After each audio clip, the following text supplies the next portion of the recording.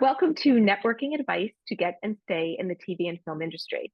Amanda Graham has written 23 episodes of BBC TV and edited scripts and ghostwritten pitch decks for 92 film and TV development projects, including for the BBC and Channel 4 and the Zero Gravity Group. She has two of her own projects with Olivia Colman and Ed Sinclair's Indie South of the River, one with Colman and Tristram Shapiro attached. She has a working partnership with Shapiro, including a new comedy project with Carol Kolb, who did Brooklyn 99, Community, The Onion, and ongoing partnerships with stuntwoman and director of Dream More Films, J.D. Duffield, and comedian and co-writer Joe Darcy. She has worked with Visionality and Channel X. Her book, Good Stuff to Read When You're About to Lose Your Shit, is currently being shopped by book agent and editor Nikki Lovick. I'm looking forward to that one coming out. She's also an award-winning speaker and won Lecturer of the Year for the School of Arts at Bolton University in 2021. Her networking sessions have been given for WFTV, MANFF, Black Creatives, Female Voices Rock, Universities of Derby, Chichester, that's hard to say, South London, and were voted most useful session by LSF, which is London Screenwriting Festival, U Bolton, U Derby. Amanda is an BAFTA Connect member, was selected for BFI, the BAFTA Crew 2021, and Edinburgh TV Festival's Ones to Watch 2018 to 2019. So I am going to slip off the camera and enjoy. Thank you so much. I'm very, very excited to be doing this. And I just want to thank you guys for taking the time to come here. I love doing this talk more than anything. And the reason why I love giving this talk more than anything is because I have made every single mistake possible. Like every single mistake that is possible with networking, including not doing it. And the problem is that set back my career for 10 years. And I knew it got to a point being what's the list? Single mom, disabled, over 50, living in the middle of nowhere. I knew I was going to have to do something about it so that I would get somewhere. So I reverse engineered all my mistakes and then combined them like with my marketing knowledge and some other bits and pieces. And I created this system, and I've been doing it now for 4 years, and I've really enjoyed it. It's changed and evolved over time, but there are basically the same 4 blocks, right? And this is what we're going to go over. The first is the truths that will help you with your mindset. The next is who to network with, including industries that you can use your writing skills in.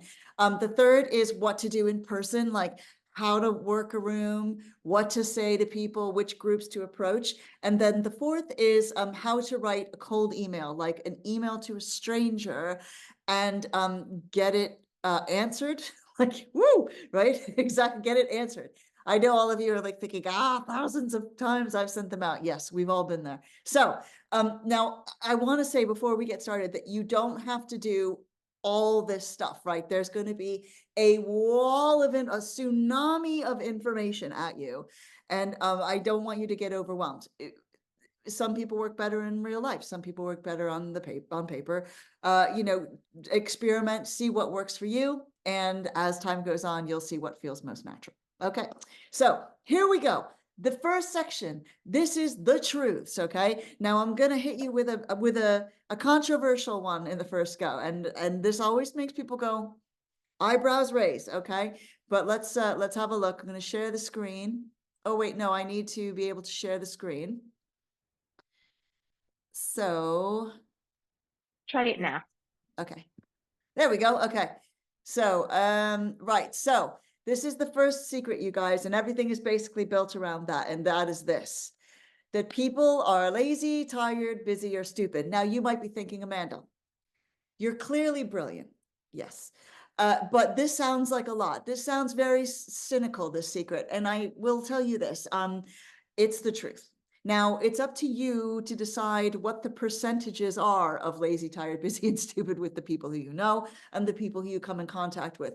But the point of making this point is that we need to make it as easy as possible for the people who you reach out to, the people who you write to, the people who you speak with, to remember you, to get back in touch with you, and whatever else. We just have to make it easy. Okay. Now let's go to the second of them. And that is that the people who succeed are willing to do the things that 99% of other people aren't willing to do. Right. Now, that doesn't mean blowies. What it means is, and it doesn't mean that you have to do 99% more. What it means is thinking differently, thinking strategically, working smarter, not harder. So it can be loads of different things, like coming to a session like this, or taking the time to research somebody before you contact them, or teaching yourself a new skill like marketing so that you can market yourself and your writing. It can be building your own authority, right? So mentoring or running your own sessions or volunteering to speak in high school or colleges, or it can be like super creative stuff as well. And we writers like tend to get stuck in a box. We think we've only got one thing that we've got to do, but that's not true. There's loads of other things we can do. Like Houston Howard told me about these two guys who wrote a feature film, and they couldn't get funding for it because no one knew who they were. So what they did was they went on Audible and they created a podcast as the characters of their town. And so all the guests were characters from the town, and it ended up getting millions of viewers. And then they got the funding because the production companies came to them, right? Because they had this built-in audience. And I don't know if you can see this, but down there where the picture of Keanu Reeves is a Saint Kiki. I love him. That is an altar. And I use it for a secret TikTok account that I have as one of my characters doing tarot readings. And I do it completely as my character. She talks about the other characters in the screenwriting in my script. It's really fun. It shows like that there's an audience. It gets me like trying new ideas out for the show and whatever else. So think of things like in a more interesting way. You never know. Another thing you can do is write about write in another medium, right? So like my mentor wanted to work on a particular comedy show, and he had no in at all. So what he did was he started a blog just deconstructing the comedy's episodes. What worked, what didn't, what he would have done, what what was great, all that kind of stuff. He did the whole thing, and they found it, and then he got a job script editing the show. So you just have to do the things that most people aren't willing to do, and that really comes down to being creative and figuring out something cool, right? Okay, so now the third truth is, now listen, this is a big one, and that is that you belong here. And I don't mean in the Zoom meeting. Well, you do belong in the Zoom meeting, but what I mean is in the industry. You have a experience and a life and beliefs and a frame of reference and a voice, and you need to believe 100% in yourself that you have a space. And it doesn't really matter what other people say. And I'm going, yes, pardon my French, but fuck imposter syndrome. I don't know how many of you guys have dealt with imposter syndrome, but lordy, it is bad. Like, it is a trick. It is a trap that stops us from trying our hardest, going after things that we know we could get, and whatever else. So there's a couple things you can do to tackle it. One is to chart your successes. So when I say chart, don't freak out. Like you don't have to do a spreadsheet. If you're good at spreadsheets, that's great, but I am terrible at spreadsheets. I forget that they exist 2 days after I make them. So what I do is on my notes app on my phone, I just write down like, oh, I had a meeting with this very cool person, or yay, I finished an actual outline for one of my scripts. That's a milestone, or whatever, the first short film I did, the first time I collaborated, whatever. That's a good thing to do. The next thing is if you're a writer, read your first script. Read your first script, because wow, will you see how much you've grown. Like, that first script that you thought was a genius thing. You thought you were Einstein when you wrote that, and you knew it was ready to be pushed into the hands of every single producer. And now when you look at it, you want to dive behind the sofa, right? That shows that you're growing. And that's the important thing to remember with imposter syndrome. Another thing you can do is gamify it. Because imposter syndrome really comes down to rejection, doesn't it? You're afraid that somebody's going to spot you out and it's going to reject you. But we have to gamify rejection. Like if you are really sensitive to rejection or have like rejection sensitivity dysphoria, whatever, gamify it. Come up with I'm going to get rejected 100 times over the next 6 months, or like gamify it, and then know that everyone you get, yes, it's another score. Yes, it's another score. You're going to treat yourself to like a little some like when you reach your goal. Just turn it into a game. It does really make it easier.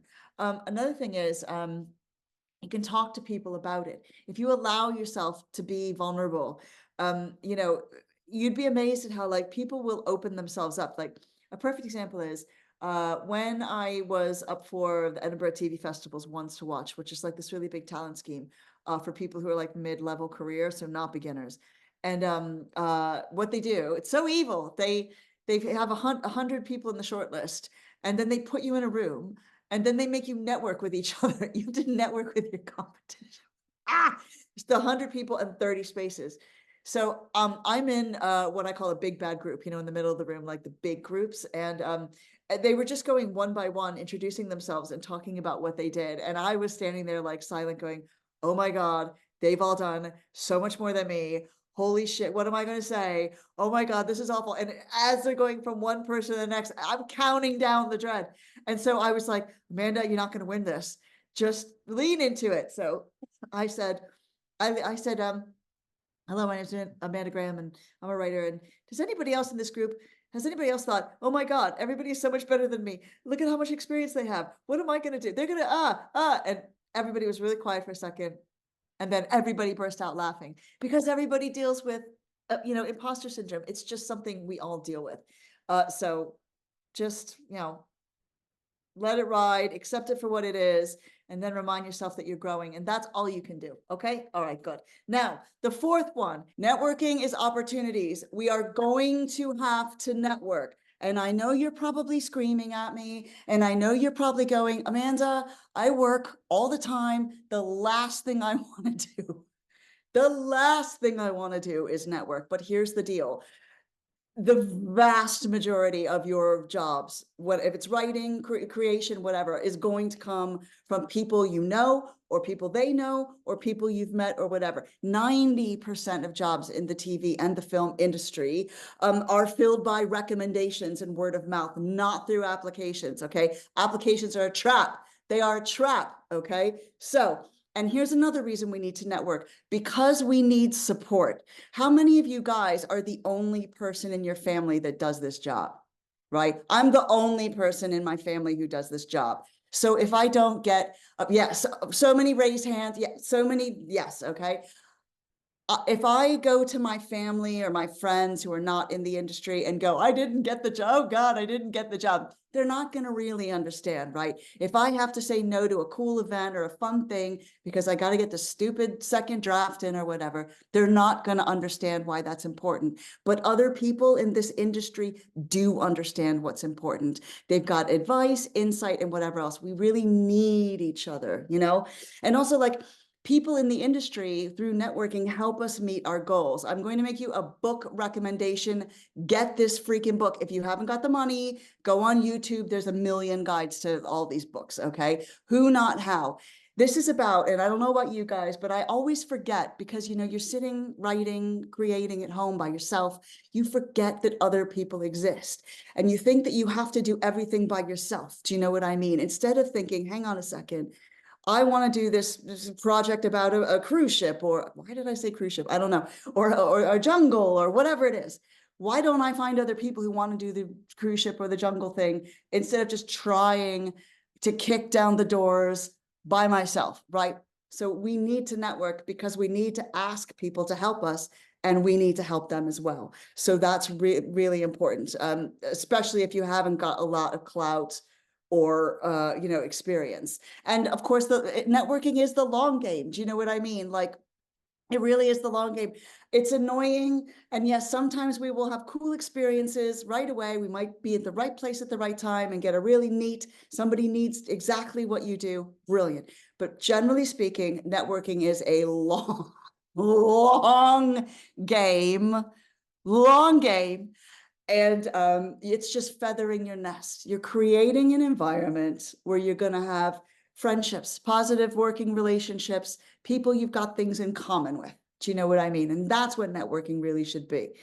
What networking isn't, and most of the reason I think that people are afraid of networking is you guys think, I thought this, that it's like networking is like 80s cokeheads in big padded suits trying to close the deal. You know what I mean? Like shoving business cards into their hands and like whatever else. And that kind of crap is fake as hell. And the problem with doing stuff like that is we build the pressure of getting a result into the activity itself. Can anyone understand what this is like? You're like, you go to an event or whatever, and you're like, I got to meet 5 directors. I got to get a job out of this, So what happens when we put pressure on ourselves? We become like the person in the club at 1:45 in the morning who's like bumping and grinding on everybody going, I got to take someone home. I don't even care who it is right now, right? That's what we become, but just the networking version of it. So what we need to do in any networking situation is take the pressure off yourself. You have enough pressure when it comes to all this writing in this industry and whatever anyways, right? So take the pressure of this hour or 2 or 3 of whatever event you're going to off yourself.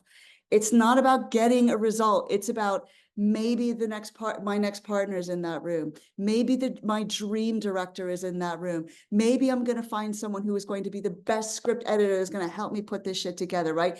Or maybe my next best friend will be in there. That's the way we got to think about things, right?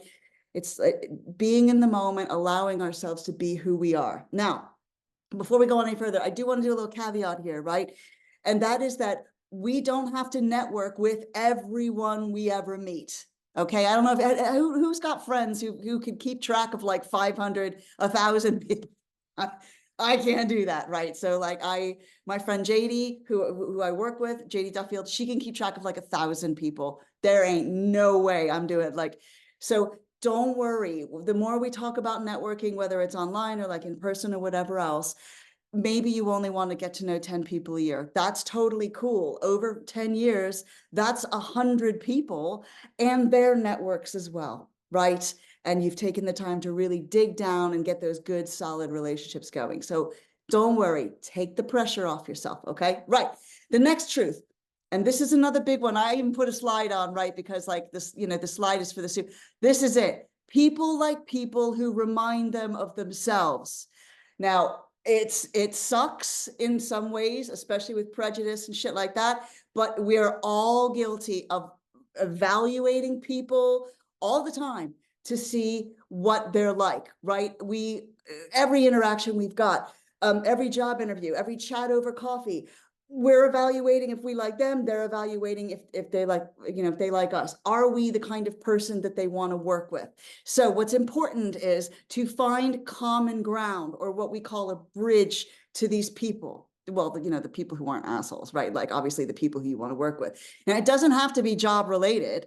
You can find a common ground on, how you see the world, or your life experiences, or where you're from, or your favorite band, or whatever. Now, a little while from now, we're going to talk about how we find the bridge and how we use it in emails and things like that. But it's just to always remember to keep everything on a level playing field. You're literally just finding out who they are, whether you can work with them, and whether you've got something cool in common, right? That's all you do. That's all you're going to do. And it's particularly important when you talk to people who are higher status. Have any of you guys ever accidentally met a celebrity or, a big director or producer or whatever else? We want to make sure that they see something in common. People like people who remind us of ourselves, right? If you treat them like a rock star, they will treat you like a fan. They will treat you like a fan forever, and they will always see you in that role, okay? So we got to make sure that we show them that we've got something else in common. Right, okay. The next slide, and this is really important, and I don't know why I always make a slide for this because it's only a couple words, but it's important, you guys. Find your people. Okay, now look, Of course.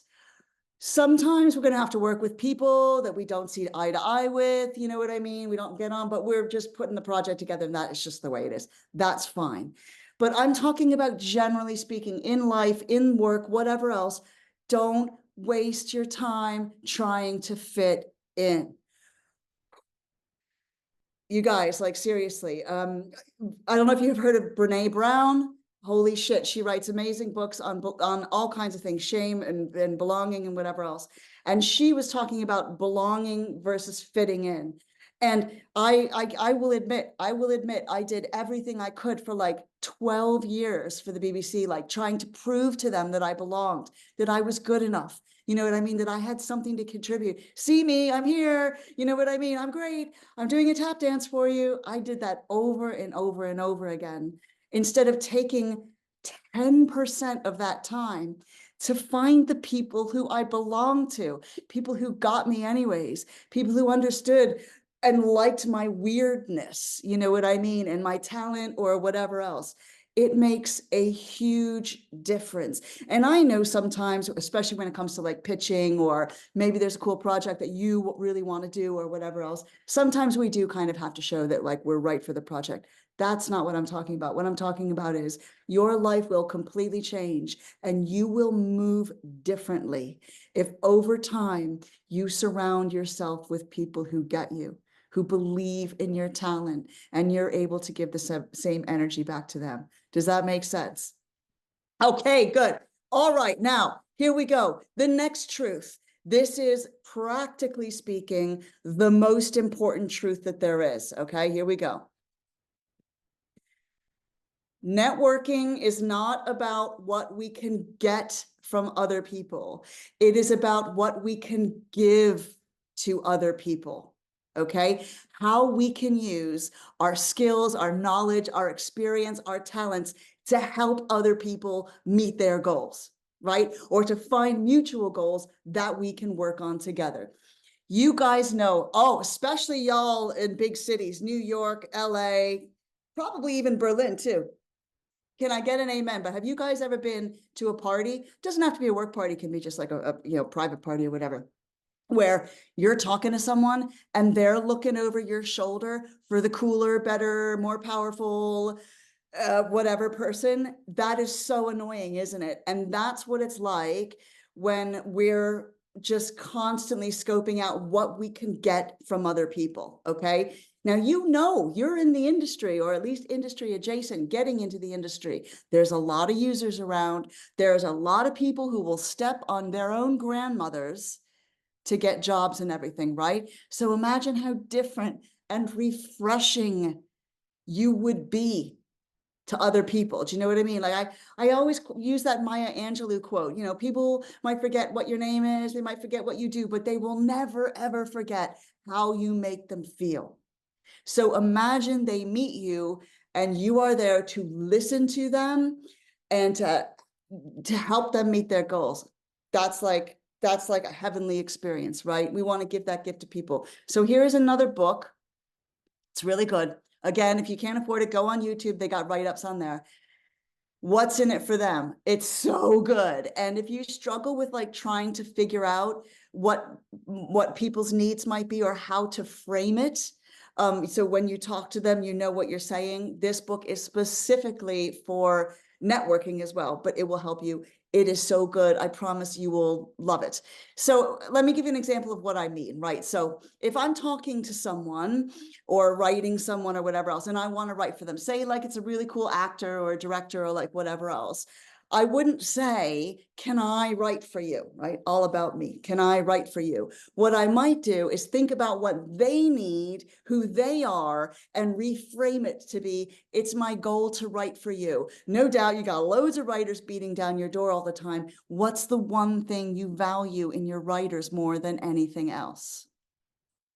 Do you see the difference? It's not about you at all. It's about you giving a crap about their experience. Do you know what I mean? Makes a big difference, right? So, like I said, you'll be different from the vast majority of the people if you approach conversations and emails and whatever like this, right? And that doesn't mean tamp yourself down or shrink who you are. It doesn't mean that you shouldn't sell yourself or offer to collaborate or talk about yourself at all. No, no. But the point is, if we want to figure out a bridge between them or how to help fill their needs or what they like and what kind of person they are, we have to become like little Ted Lassos, and we need to get really freaking curious really fast. Okay. We need to listen, because people will always tell you what they are like, what they need, what they love, what they hate. Just out of curiosity, I don't know if Jean, you can help me with this, but is there anybody in the audience that is like a director or producer as well? Anything who I can just ask a quick question to show how this works? Just shout out in the chat, and do you want me, Amanda, do you want Yeah, I need to me be able to to open their speak with microphone? them. I think Reno said, I think And Reno said, Benjamin. and Benjamin. Yeah, whoever. I just need to Okay. ask a few questions to show what I mean. All right, let me see. Benjamin, I'm gonna hold on, take me 2 seconds. I gotta find you in my list. Benjamin, I am going to find you, Benjamin, and allow you to talk if you're cool with that. Just unmute yourself. There you go. Hi, Yeah. Benjamin. Hi. Hi. So we're talking, right? We're like in one of the rooms we're going to talk about later, and you've just told me you're a director. So I would, which is very cool. I don't know how y'all do what you do. I think it's amazing. But I'd love to know, Benjamin, was there like a moment when you decided I have to be a director? Like, did you see a movie or a TV show, or how did you do that? It kind of happened by accident. I was in college for writing in Chicago many years ago, and then we had to learn every role on set for fundamentals and everything. And I had a little Bolex film camera. We filmed like a 3-minute thing, and it took just took the breath out of me how much it felt right and how much I loved it. And Uh, Go ahead. no, just I'd love to know, like, what is your favorite thing about it? The ego part of me says being the leader. No, it's that it's being that storyteller and getting everybody on the same page, especially because there's this need that I constantly feel this kind of voice that keeps going on that says, oh, this needs to be done this way, or this is how it looks in your head, and then being able to translate that out to other people, and then when you see it on the monitor in Video Village, or you're seeing it in the editing room, it is such an enriching experience that you're like, yep, this came from my crazy brain somehow. And it was a very powerful experience. So it's almost like I'm just constantly chasing that high. I love that. And what's one thing that's really surprised you about directing, or shocked you? uh it's a great question. Well, because there's been a lot of learning that I've done, especially how, if one key prop breaks, how much that can set back your day. If Just all the little things that can go wrong was surprising, but Mhm. also how, so I was told this very early on in my career, and it finally has hit me. But like, the most surprising thing is that as a director, you're kind of always the least experienced person on set. So I may have done 2 short films or worked on one feature in 1 year, but all the grips have worked on 20. Yeah. All the, gaffers and everybody, the makeup people have worked on 30, So in many ways, you're the least experienced person on set. And it's one of those things that's like, I remember being told that, and then I finally conceptualized it. So now my confidence is 3 times as high as it was, because um I now know I'm the least experienced person, and now that I've gone over that hump, everything can just kind of move. Okay. I love that. That's perfect. Thank you. Thank you so much, Benjamin. Okay, you No, guys. thank So you. from 3 questions, I learned a lot about Benjamin. Okay. So some of the things that I learned was, first of all, he had to learn every role, right? So he's quite flexible in what he does.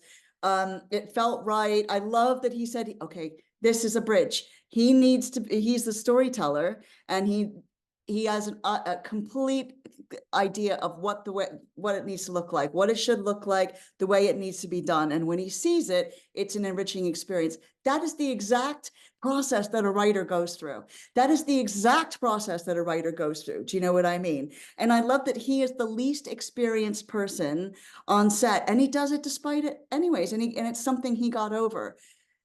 If I was going to, if I wanted, Benjamin to consider hiring me or bringing me on as a writer or read my script, I would say, look, I understand exactly what you're talking about when it comes to being the storyteller and knowing exactly what that vision is, what it looks like, what it feels like, and everything else. And you're just trying to translate it for everybody else that's on the set. That is absolutely my creative process. I get the same type of fulfillment, watching things go from my crazy brain, which is a phrase he used, onto the screen. There's no greater high. There is no greater high, right? Then I've built a bridge with him. He knows that I've listened to him, and I know how to approach him. I know the things that are important to him. Does that make sense, you guys? People really will tell you what they're like, what they do, what they hate, and whatever else. So we just got to listen to them. That's all it is. So now you might be, if you're, and the thing, we have to listen to know what we have to offer, right? That's all it is. Now you might be stuck in the trap of thinking, I've only been writing for a couple years. I haven't got a massively long resume. What the hell do I give? I'm still learning. I have no power in the industry. I live too far away. Does anybody else feel these type of obstacles? Because I know I do. Yes. Okay. Brilliant. I understand. So I want you to expand your idea of what you have to offer. It's not just your talent, your writing, whatever. It could be anything. Like it could be anything. And I'll give you 3 examples to show you what I'm talking about. One, Bolton Film Festival is a pretty big festival over here. I was with a group of students. You guys, they were shitting themselves. They were so nervous. There's like all these industry people. They're holding on to their room temperature Pinot because it's a networking event. And a big director comes over. I'm not going to say her name, but she's amazing. And they were like this, and I started the conversation, and I asked her, is there anything exciting going on in her life right now? Like what's keeping her up at night? What's the, and she's like, well, she was like, my daughter just started at University of York, and I'm just nervous. She said she's not there and whatever else. Well, one of the students goes, I'm from York. What does she need tips? Does she need hidden gems? What does she need? I'm happy to send anything her way. So the director gives her private number, her private email address, and it's like, please drop me an email. I'll put you guys in touch. Boom. Second one, I was at another networking event in London, and a very, very big writer, huge writer who I love and usually make an ass out of in front of him because he's so cool, was talking about what he was working on now. And he was saying, I was like, oh, what kind of stories and whatever else? He's like, well, I'm really enjoying talking about, or I'm learning about what's it like to work in a pizza place and whatever. And I was like, I used to work in a pizza place. What do you want? I got the stories, baby. I worked in a punk rock pizza place. I can tell you everything. I got that from listening, right? Last one. I wanted this particular person to be my mentor. He kept flat out turning me down. He turned the talent scheme that I was part of down. And I got him because I did a little light stalking online, which we'll talk about in a second, and found out that he is a big fan of old school East Coast hip hop. So the next time I was in a conversation with him, I just dropped a conversation about De La Soul. And he was like, I love De La Soul. And I was like, okay. And so then we started talking. This was an amazing thing, right? We started talking about old school East Coast hip hop. And then I tell him about some bootlegs that I have. And I was like, oh, do you want would you like me to send you recordings of the bootlegs? I could do that. And he's like, hell yeah.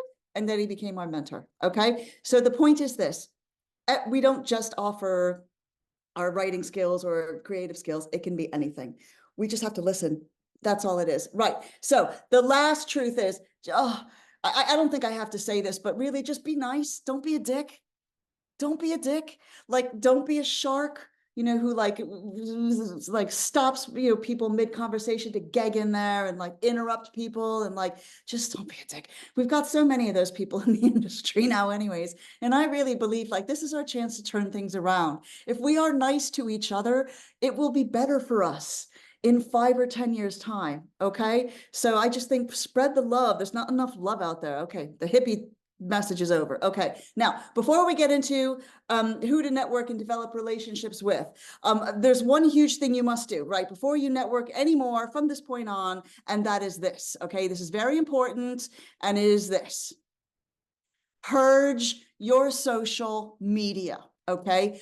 Purge your social media, because 93% of recruiters, companies you approach, individual people, talent schemes, whatever, will take a peek at your social media before they even contact you. So that doesn't mean you can't have political opinions. It doesn't mean you can't have very strong opinions about which is the best pasta or whatever else is being talked about on social media. The point is, to other people who don't know you, what does your social media say about you? Okay. When I was writing for very, very young kids TV, like 2 to 6s, I did something like 10 scripts or something. And then all of a sudden the work dried up and I couldn't figure out why. And I'd been on this big holiday in America and put all the pictures on my social media, including this one. Now,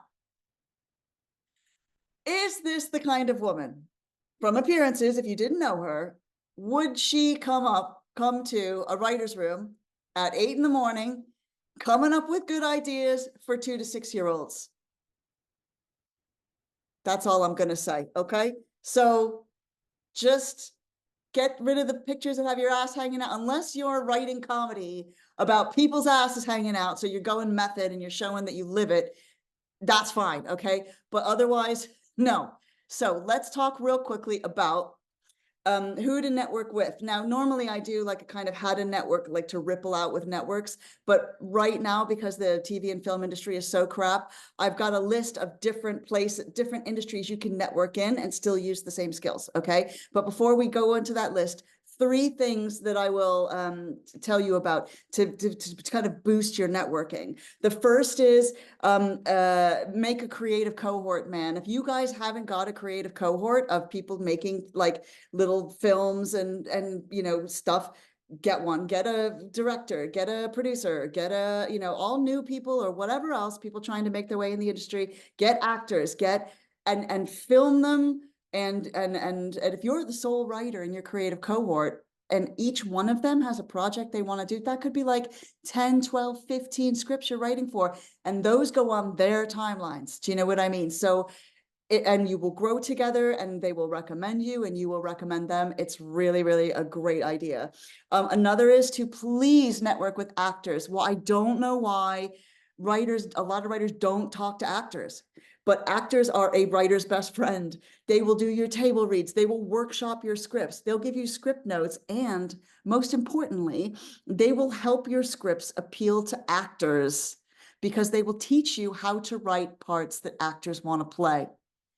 And that in the short term and the long term, that is going to be amazing for you. Okay. Plus you'll they'll recommend you and you'll find your muses and it's wonderful. And then the last thing I will say about who to network with is charities. Oh my God, I don't know why people don't do stuff for charities, but like there's a million opportunities with charities. Do you know what I mean? And some of them are paid. Not all of them are paid, but you can do really short projects for them too. And usually they've got massive viewerships and they'll generally trust you with stuff that a production company wouldn't trust you with. Okay. So I'm just saying, reach out to a charity. You never know. Okay, here we go. Here's the networks. Now you can take a screenshot of this, but I'll send notes so that you can have them. But if you want to screenshot it right now. Here are the other industries where writing and well, primarily writing, but any of those to kind of TV film things, you can do most of these things, right? So let's talk through them real quick. The first is gaming. I mean, I know it's a bit obvious. The gaming industry is massive, $242 billion last year. There are a million opportunities from development, writing, production, promotion, marketing, the whole shebang. Now, they are very protective, the gaming industry. So it helps to know a couple people on the inside. So go to some gaming events. That's all you got to do. They've got networking events too. The next is bid writing. If you are really good at researching, doing like topics, schemes, pitches, whatever, If you know how to fill out big applications, big ass applications of stuff, you know, with those essay answers, you're probably going to be amazing at bid writing. All bid writing is you're helping like a university or a charity or some organization apply for a grant. That's it, or a scholarship or whatever else. That's it. So it's so much like applying for a talent scheme or whatever else, right? There are tons of courses. I think that there's some on YouTube, but do it for free for a few people. See if you like it. You know what I mean? Like, do it for your friends or whatever, and then go from there. The next is advertising and creative agencies. Some of you might already know this, but creative agencies make commercials, animations, print ads. They do like social media content, all kinds of campaigns. There's tons of development, writing, artwork, live events, the whole shebang, you know, from 5-second TikToks to long form music videos and stuff. And creative agencies are awesome because they think that TV and film writing is super cool. They like, you're an exotic bird to them. So really lean into that when you talk to them, but it's much easier to get meetings with them. So do your research on them, what they're doing, what they're up to, and then get meetings with them. The next is places that do corporate and explainer videos. These are usually smaller, you know, companies. It's usually like just a couple people. Just Google corporate videos, explainer videos. They always need good research, good writing, scripts, acting, post-production, the whole thing. Another is knowledge guides. If you're really good at translating complex things or explaining how things work, all kinds of like companies with products, especially like techie ones or whatever, need, you know, how to use guides, and they're always looking for people to do it. So that's another one. Another thing is radio adverts, especially in America. So radio scripts, radio adverts, whatever. If you go to, I know you guys, this is, well, beggars can't be choosers in this economy, but writelabel.com, you can sign up as a contributor. It works hand in hand with AI as well, but they're not scraping your stuff. You get hired to do jingles or, you know, write ad copy or radio scripts or whatever else. So just check it out. It's called writelabel.com. And then last, definitely Google with graphic artists. Not only do they make your pitch decks very nice, but they can recommend you to companies who you work with. Like if you go on Threads, you know, the social media platform Threads, which is fucking awesome for creatives. I highly recommend you go on there. They're always doing call outs for people, all kinds of call outs, and loads of marketing managers, graphic artists and stuff go, where are the writers, so I can because I'm getting asked for recommendations. So there you go. Okay. And of course, there's transcribing, you know, which is, if you speak a different language, you're literally typing TV and interviews, you know, like with in foreign languages, and you're translating them. That's all you're doing. Educational apps, teaching, course creation, anything like that. Educational apps alone, if you're amazing at script writing and researching, are brilliant. Any researching though, and live theater and sketches, you'll see call outs, but get to know them, especially if you write on the cuff, you like to write on the cuff stuff. And this isn't an exhaustive list, right? But like, don't forget abroad too. Don't forget foreign countries. Like Philippines is great for animation. China is always looking. I met a Chinese academic who's a historian who was talking about the embassy and their cultural attaché looking for writers all the time. I can't attest to the nature of it, but I'm just saying. Canada, there's just loads of places. So look in other countries too. Right. Okay. So that is who to network with. So let's talk about number 3, networking in real life, i.e. the worst thing that could happen to any of us. Oh my God. Who hates networking in real life? Who gets nervous? Who like, who hides behind their phone pretending to be very important? I'm very important. I can't possibly talk to anybody in the room right now. I'm just scrolling on Facebook. Oh God, kill me. Right. Okay. Yes. So you get nervous, you do whatever else, and it's hard, right? So anyway, let's talk about networking in person, okay? Because it is important. It is important. And believe me, you can wow people, I promise. Okay, so let's do a share screen again. and I will show you. You guys are going to be, this is going to be a revelation for you, I promise. Okay. Now, where do you find events? Okay. Now, of course, on social media, you're following loads of companies and people, and so you'll see announcements for stuff, right? Like on LinkedIn or whatever. But I just wanted to draw your attention to Eventbrite and Meetup. So Eventbrite is like a little more formal. And it works kind of like a dating app. Same with Meetup. You go on there, you type in the town you're in or where you might be, the dates and whatever else, and then you might put in some keywords, and then it just comes up with like loads of stuff. And even if you're out in the middle of nowhere, there's always online events you can go to, right? So but I just wanted to show you there's so many different like types of things. So don't just look at TV and film industry things, right? Because everybody in the TV and film industry likes other stuff too, right? So I just wanted to show you things like, let's see if we can get the annotation going on. Right, okay, so like things like Anthony Burgess, right? Like if you like Anthony Burgess, you might go and talk to people about that. Remember, this is about bridges. Boxing legend Joe Calzaghe, yes, please. There, if you want to work with people in sports and whatever else, that's very cool. I loved this. The Muslims Are Coming to Manchester, amazing. I love comedy, so I would be down with that anyways. How to get a show made by a UK-US showrunner. I mean, the audience will just be packed with people who want to work in TV. And then it's things like arts exchanges, a bid writing course, hello. Yeah, so artist talks, all kinds of stuff, right? So like broaden out what type of talks you want to go to. Now, Meetup is a little bit more casual, okay? So there's a lot more hobbies and fun stuff like that, but they still do business stuff too. So we've got like optimizing fundraising events. Yes, please. We've got marketing, web development, an SEO clinic session. Oh my God, if you can write SEO friendly articles, the results for you and your work will go way up on the Google search. So how to identify the right market for your innovation, right? These are all things that will really, really help. Photography. These are all things that will introduce you to loads of people, okay? Now, how do you know? Because this is another one, if the talk is really worth it. How many of y'all have gone to an absolute shit talk before? And you're like, well, this is a waste of my time, right? Now, I tend to find that usually when an event is crap, it's still fun because you're just bonding with people about how shit it is. So like, that's kind of funny. But here's the deal. So what we're going to do to find out if it's worth it. We need to, first of all, switch to Benoit Blanc mode, okay?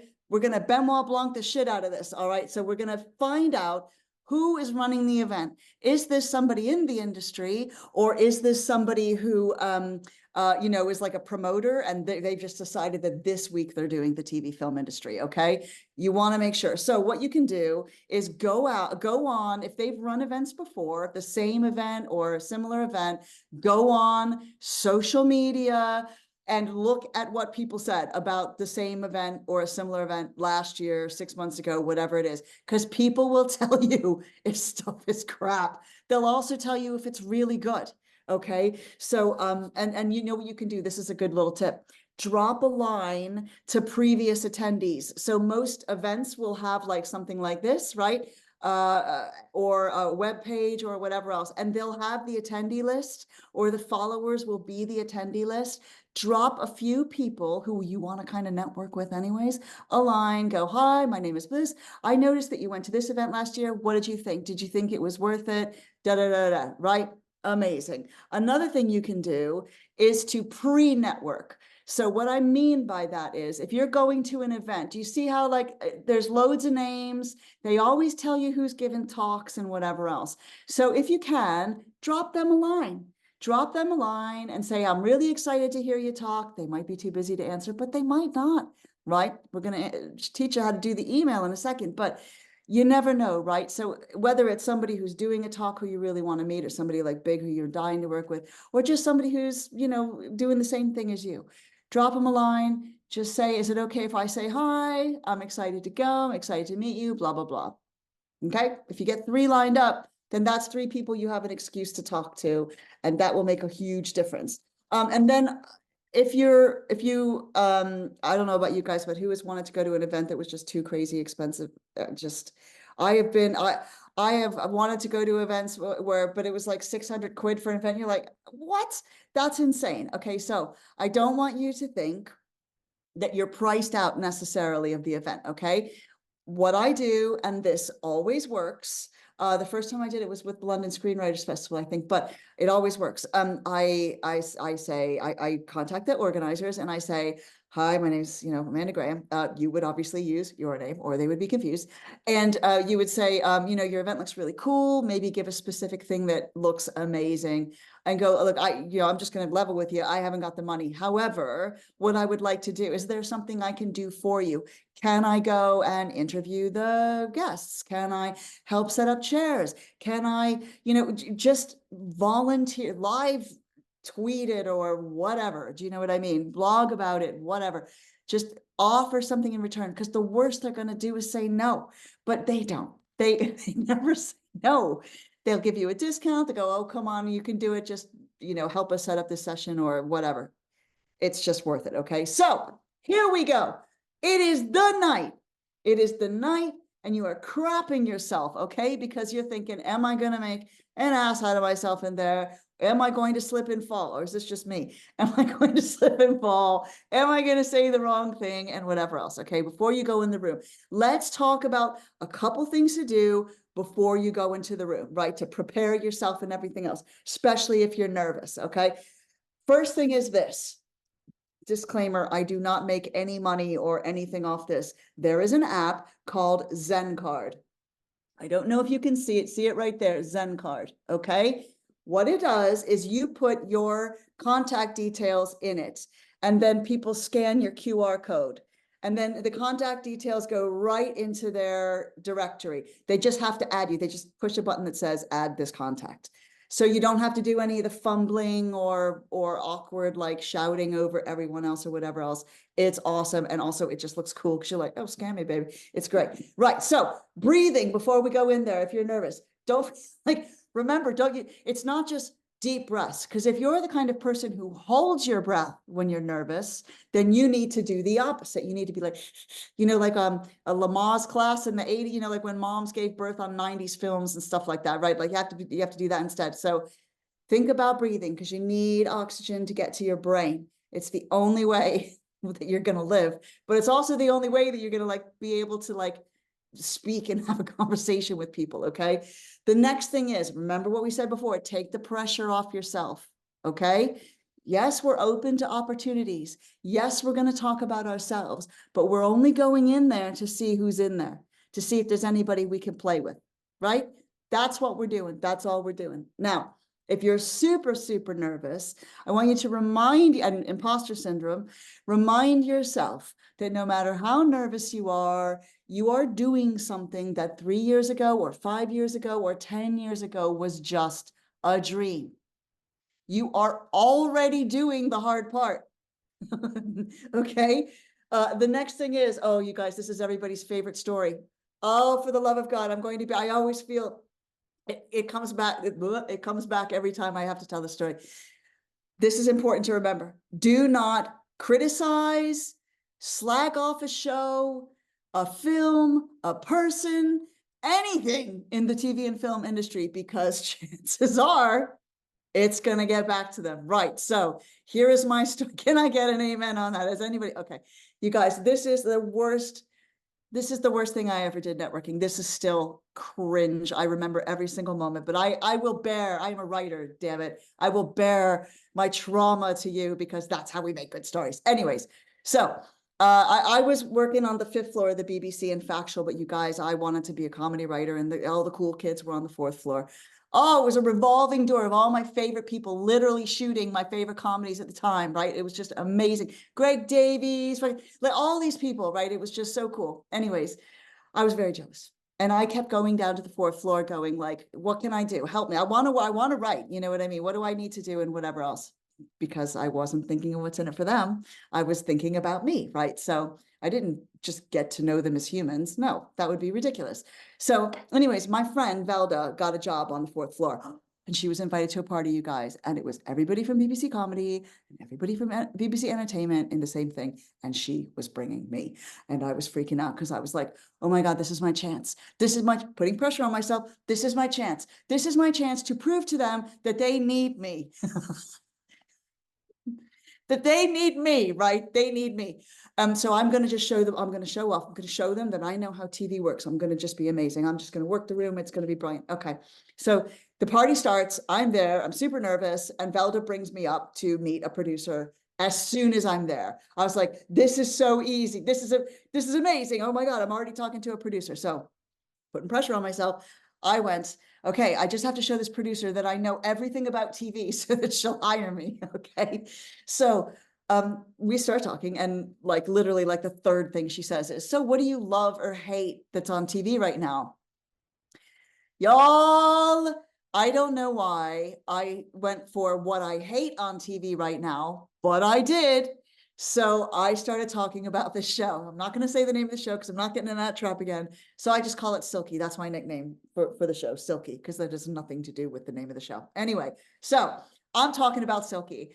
And I'm like, this, yeah, I'm ripping, I'm tearing it a new asshole. I'm like talking about how bad the contributors are and how it's obviously low budget and how it's like, who picks the locations, like y'all. And then people started coming and joining our group.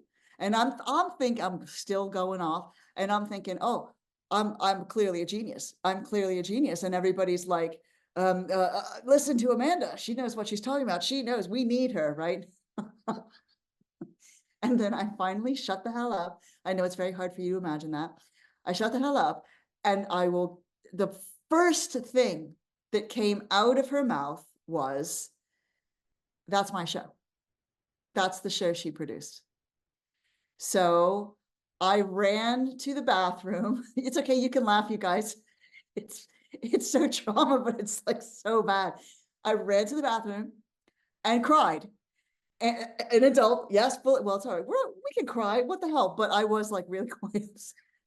And Velda came into the stall, and she went, what the hell was that? I was just like, oh my God. And then I snuck out because you had to go past the room again to go to the elevator.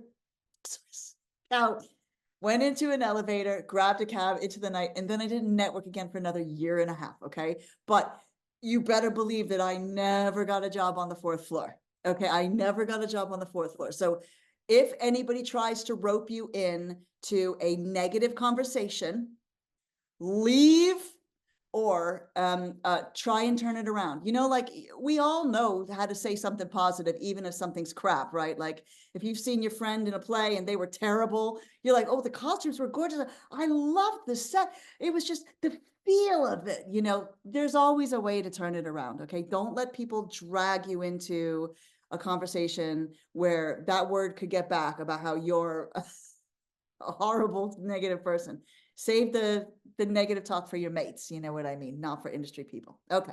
Anyway, keep going. Right. So if they give you a business card, remember to make a note on the back of something that they said, right? Like so that you remember who they are. Otherwise, you'll have 10 business cards and you won't know who anyone is. So just make a little note, because when you do the follow-up, it's nice to have like the name of their dog or whatever it is that they talked about. So another is be careful with food and drink, as it can stop you it can make your hands greasy or clammy and stop you from shaking hands. So that if you can, drag a friend, especially a super extroverted friend with you, you know, the loud, lovely people who have no problem talking to anybody, bring them with you. Okay. You're going to need them.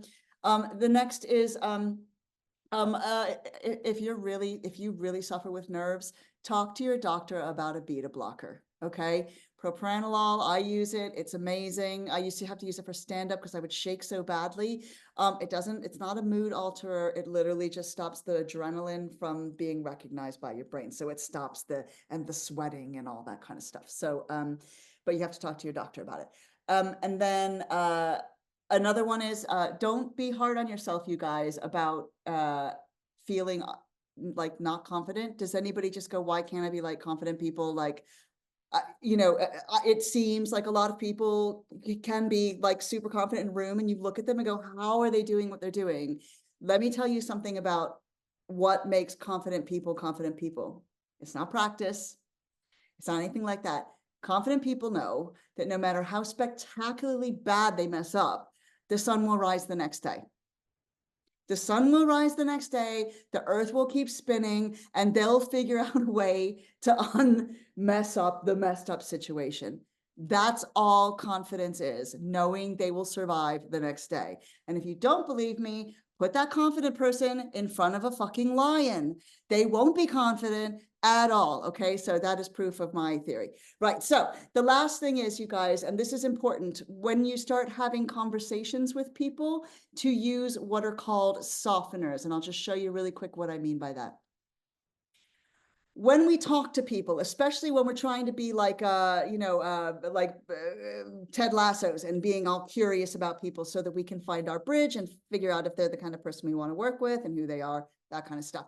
It can come across as like we're in an interrogation scene. We don't want to look like people who are interrogating people. So we use things that are called softeners. There's loads of information online about this. But instead of, so where did you do this? Or I'm curious, where did you do that from? Or, oh, that's so cool. What did you think of? You know, little things. I was wondering would it be okay if I asked you for some advice? You know, I'd love to know.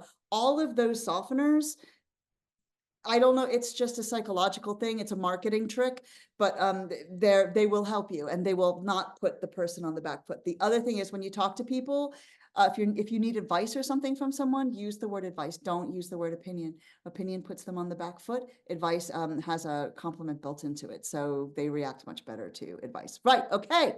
Now, let's talk about the actual room. I'll bet you guys didn't know that there are 3 zones in any networking room, okay? Now, here we go. I tried to find the most boring. Okay. You guys, we would just be like, kill me at this event, okay? But here we go. Let me get the annotation on. Okay, look at it. It's so boring. I mean, it's just terrible. Hang on. Okay, now, there are 3, like I said, is this working? I can't see.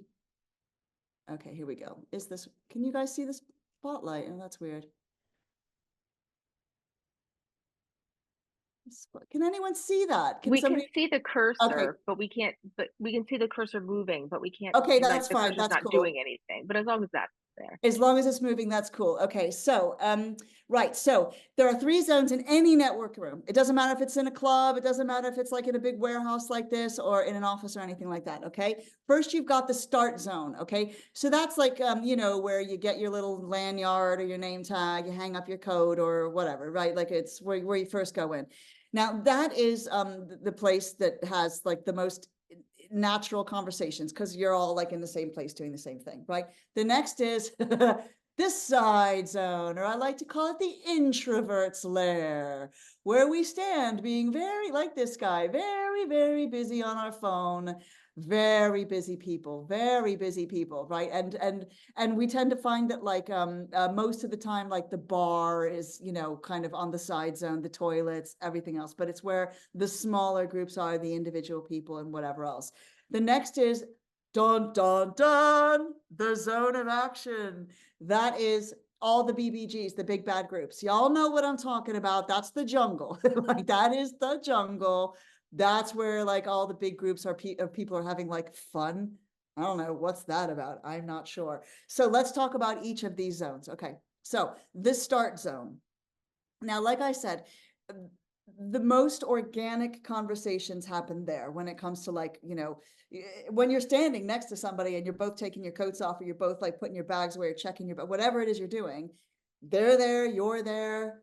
You know what I mean? It's easy to kind of talk about. You already have something in common because you're either going into something or you've just come into this room from another thing, right? So you've got something easy to talk about. And you guys, the thing is, organic conversations can happen really easily when you've got something in common, right? So if you think about yourself going to an event like this and you go, I can't start a normal, natural conversation. But when you go to a comedy night or a concert, how easy is it to talk to people in the line in the bathroom or in the line at the bar? It's really easy, right? Because you've got something in common.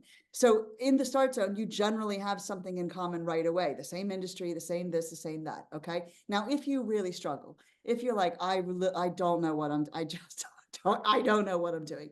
This is a great hack. go up to whoever is running the event or one of the people, obviously assuming they're not busy doing something or talking to someone else. I always say it's this guy here just because he looks very nervous. He's like this, trying to figure out if everybody's having a good time. Go up to the organizer and go, hello, my name is Amanda Graham. I'm a writer. I don't know anybody here. But I was just wondering, since, that you've put on this amazing event, who do you think I should speak with first? Now, the organizers generally know just about everybody. They'll certainly know safe people for a nervous person to talk to. And so what they do, I've done this loads of times, so what they do is they'll either point out somebody to you, and then you can say, so-and-so sent me, or they'll literally bring you over to someone that they know will be safe for you. So that's what you can do in the start zone. Okay, so when we go to the side zone, okay, now, when you go, most of the time, there's a bar, right? Or like a table with drinks, the room temperature Pinot, right? So the room temperature cheese. Okay. Anyway, but just so you know, so you go you go to the little table and you get your little drink, and you know how like you just kind of stand there like, okay, now what do? I don't know who to talk to. That is actually the best place to start a conversation, to actually start a conversation, because every person who stops there needs to be rescued. They need to be rescued, right? If they're just standing there alone. Okay, so they're literally going, what do I do next? So if you want a great conversation where somebody is thrilled to talk to you, that's where you go. Okay, but let's talk about conversations in the side zone now. So again, we're talking like one-on-one, right? Maybe you'll get like two people together like these dudes here, but generally it's like one person per table kind of thing, right? So you can kind of tell who's open and who isn't open in these types of situations. Like, see this guy here? Oh, he's open. He's ready to talk. Look at his body language. He's looking around going, what should I do? Now this guy's this is not his first rodeo. Look at it. He's relaxed. He knows what he's doing. I bet he's got great tips on what to do at that event, right? But you can usually see who's open. He's obviously very busy scrolling on Facebook. He's busy scrolling on Facebook, right? So, but starting the one-on-one conversation, there's a couple things you can do. One is to talk about the food or the drink. That's an easy one. Another that works really well in a one-on-one conversation is an unusual compliment. So what I mean is, once I went to a Women in Film and TV mixer, and I didn't know anyone. And there was this woman there, you guys, and she was all in purple. Okay, and when I say all in purple, I mean purple scarf, purple sweater, like cardigan, purple skirt, purple tights, purple boots, and she looked like Violet Beauregard, but skinny, you know what I mean?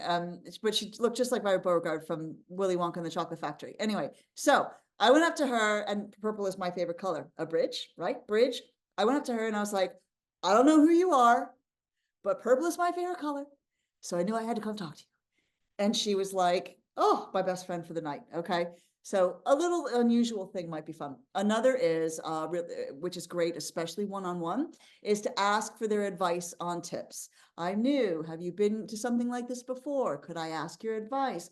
What's the best approach to take? Blah, blah, blah. People love being asked for their advice, right? As long as you follow it, right? Don't ignore the advice, but like, unless it's terrible advice. Anyway, another thing that's good is asking about something exciting that they're doing or working on, and listen, ask them follow-up questions about it. Another one, and I love to do this, but open with a joke. It's a risky strategy, but I'm a comedy writer, so it can really pay off. So I'll like go up and go, hi, my name's Amanda Graham, and I'm an introvert hell right now. How are you?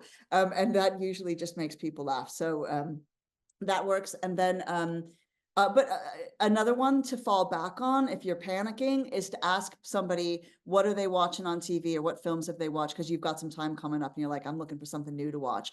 And then talk to them about what makes the show or the film exciting for them, what they enjoyed about it, and whatever else, because they'll tell you about themselves when they talk about why they love something, right? So yeah, so that's good. Right now, Zone of action, you guys, the big bad groups, okay?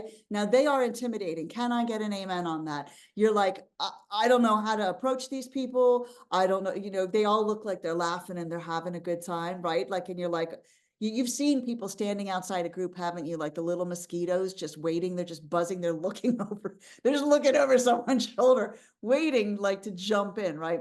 We're not going to do that. I'm going to teach you one of the best freaking hacks ever. Okay, here it is. Right. Okay. Now we see these three people here. Do you see how their feet, hips, and shoulders are all pointed to the middle? Okay.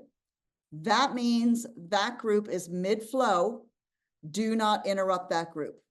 Come back and check later. So that they're excited about what's going on. They love the, you know, the little flavor they got going on in that conversation. And if you gag in on that, if you bump in on that conversation, it's going to be exactly like, have you guys ever gone to a bar or like a party with your friends, and then somebody who you don't even know just puts a chair down, like some drunk person, and you're like, okay, that's what the equivalent is. Okay, so we don't want to do that. So here's how you know what group to approach. Okay, you know, assuming you don't know them. Obviously, if your friend is in a group and they see you and they beckon you, go, that's fine. But I'm talking about if you don't know anyone, right? Okay, this group here, he's into it, right? Feet pointed, everything else. She's into it, feet pointed, but see how his foot is pointed out? If their foot, especially, but if their hips or their shoulders are slightly leaning out, that person is thinking about leaving the group. Now, it might not be a conscious thing at that moment. It could be a subconscious thing. They might need to pee. They might be so bored. They're like, oh my God, kill me now, get me out of here, whatever else, right? And it could be that they're leaving the group in 5 minutes, 10 minutes, whatever. But I'm telling you, that's the group where the dynamic's going to change. So that's the group that's going to be the easiest to kind of, you know, join. Okay. Now, here's the deal. When you're joining a big bad group, it helps to have like a little bit of confidence, but you can kind of be self-depreciate at the same time. So let me explain, right? Now, obviously, sometimes all you need is a little bit of an eye contact, right? Like there might be a super friendly person in the big group and they like kind of gesture for you to come over. So that's cool. But if they don't, this is what you do. I mean, you can literally just come up and go, hi, can I join you guys? Some people do that and it works. It's great, right? I like to do, this is really fun and it works every single time. I go, hi, my name is Amanda Graham. Yeah, I'm a writer. I don't know anyone in this room, but you guys look like the friendliest group. So I thought I'd come say hi, or the nicest group, or the funnest group, or whatever. They always just go, oh, like that. They do. And then they bring you in. Okay. Now, if by some luck of the draw, you get some dodgy people who just look at you like this when you say that, they're not your people. That's it. They're just not your people. Okay. They've announced their dicks. And so you can move on. Does that make sense? So that's all that is. So I think we can. Oh yeah. So here. So this is what it looks like in this group, the group thing, you guys, by the way, with the feet and everything, right? So it really does happen no matter what. So let's talk more about, we don't need the slides right now. So let's talk more about what we can say in the big bad groups. Okay. The most important thing is this, that wait, I'm not slide sharing now, right? I don't think I am. Correct. You are not. Yeah. Okay, great. All right. So we want to get people to feel, okay. I don't know about you guys, but I find small talk hell, right? I want to get excited. I want to get right into the meat of it. Do you know what I mean? And so it's about like, getting people to feel right away and know, oh, this is going to be interesting. Whoever this stranger is who's joining us is going to be interesting. So I like to, like, if they're a fun group, I like to ask who the troublemaker is, because who's the troublemaker? Because you immediately get like loads of stories. Or how do you guys all know each other? Another thing where you get loads of stories and you can find out the dynamic of the group, which is really nice. You know, other questions like what exciting projects are everybody working on now? You know, when people say, oh, I'm a director, I'm a producer, ask them about, you know, the moment that they decided that they wanted to do that. What was that like for them? You know what I mean? Like, was there a particular time? You are literally taking them back to one of the most important moments in their life. People don't ask questions like that. Again, fall back on TV and films if you guys need to. This works great in a group setting where you're like, okay, I got some time coming up where I can binge watch something. What do I need to watch? What have you guys seen recently? What's amazing? Everybody will get in on that conversation. Do you know what I mean? Everybody likes talking about TV and film. It's a great thing to talk about if you can't think of anything else. Another thing that's great to talk about with people is their passion projects. So, and like, give me a little likes up or a love if you guys have one. Everybody's got a passion project. Like if they won the lottery and you know, there was a blank slate commission, the distributors were ready. Everybody has a passion project that they want to work on that nobody else believes in. Do you know what I mean? Talk to them about their passion projects. They love talking about passion projects. So another good thing is when you're asking for advice, like where they're working or whatever else, ask them about something they've overcome in the past, right? So if you're going through a really shitty time, see, I got no problem telling people I'm going through a shitty time. I'll just be like, man, it's fucking sucked. Do you know what I mean? Like, I got no problem with that. But I'll say to somebody, I'm sure you've gone through it too. Can I ask, what was like an obstacle you overcome? Like, how did you get over it? Like, how did you get over it to where you are now? Again, you're taking them to a really good place because it's something that they've overcome. They're the hero of the story when they tell the story. So it's great. And it tells you more about them too. So whatever you talk to them about, again, let them guide the conversation. And when you see bridges, when there are things that you have in common and that you can relate to, that's, you know, that's when you know to talk about yourself and what you have to offer too. Now, remember to try and use their name as much as possible. Every single person who is alive, their name is their favorite word in their language, bar none, full stop. So try and use their name. Go on YouTube if you need to like figure out ways to remember people's names. There's loads of different ways. If you forget a name, just just own it. Just, you know, just you know, you're gonna get caught out sometimes. So be charming with it, whatever.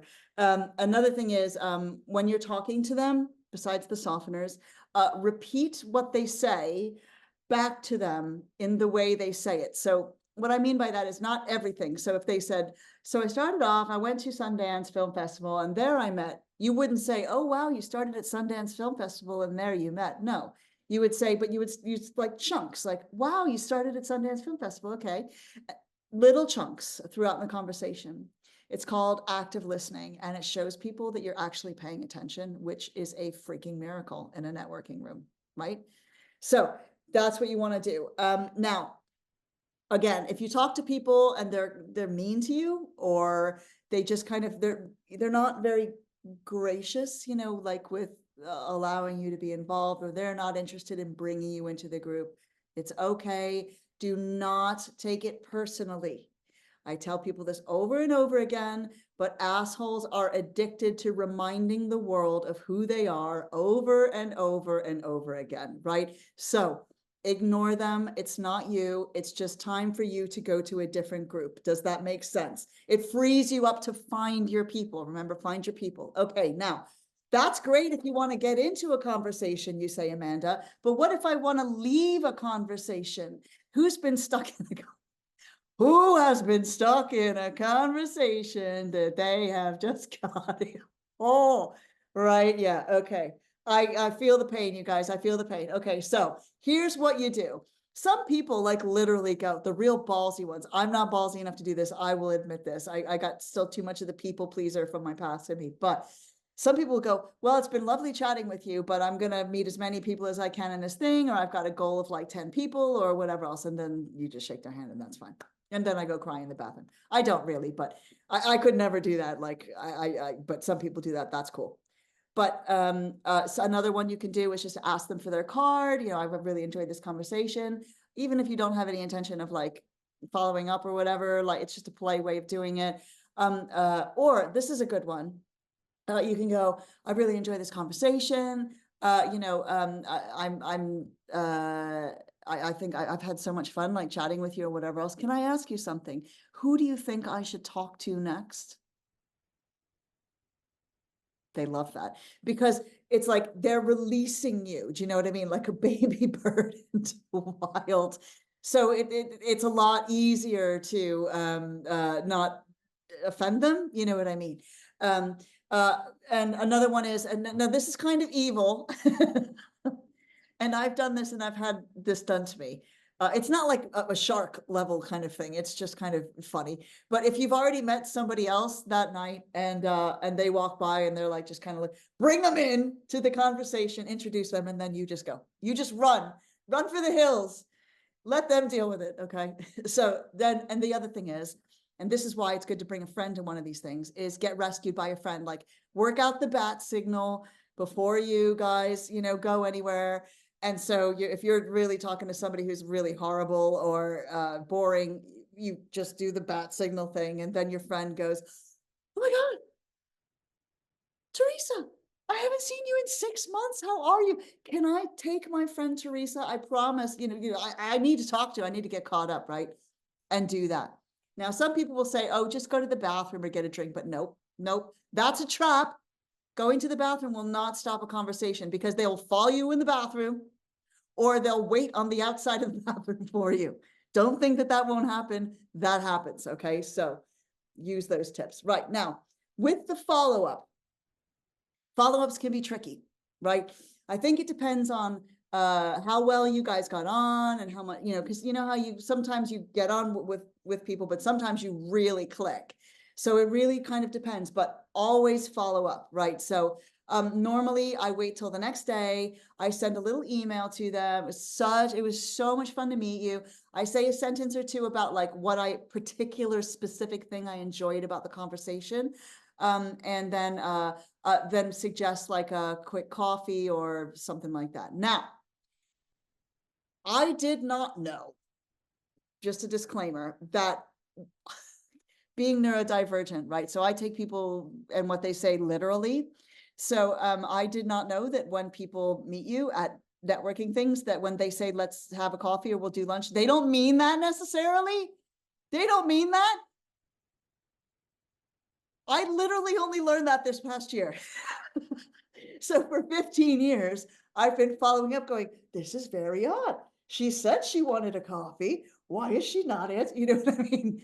And it's because apparently it's a very polite thing to say. It's just something people say. So my point is, when you follow up, if you don't hear back right away, don't like get sunk into like this despair or whatever.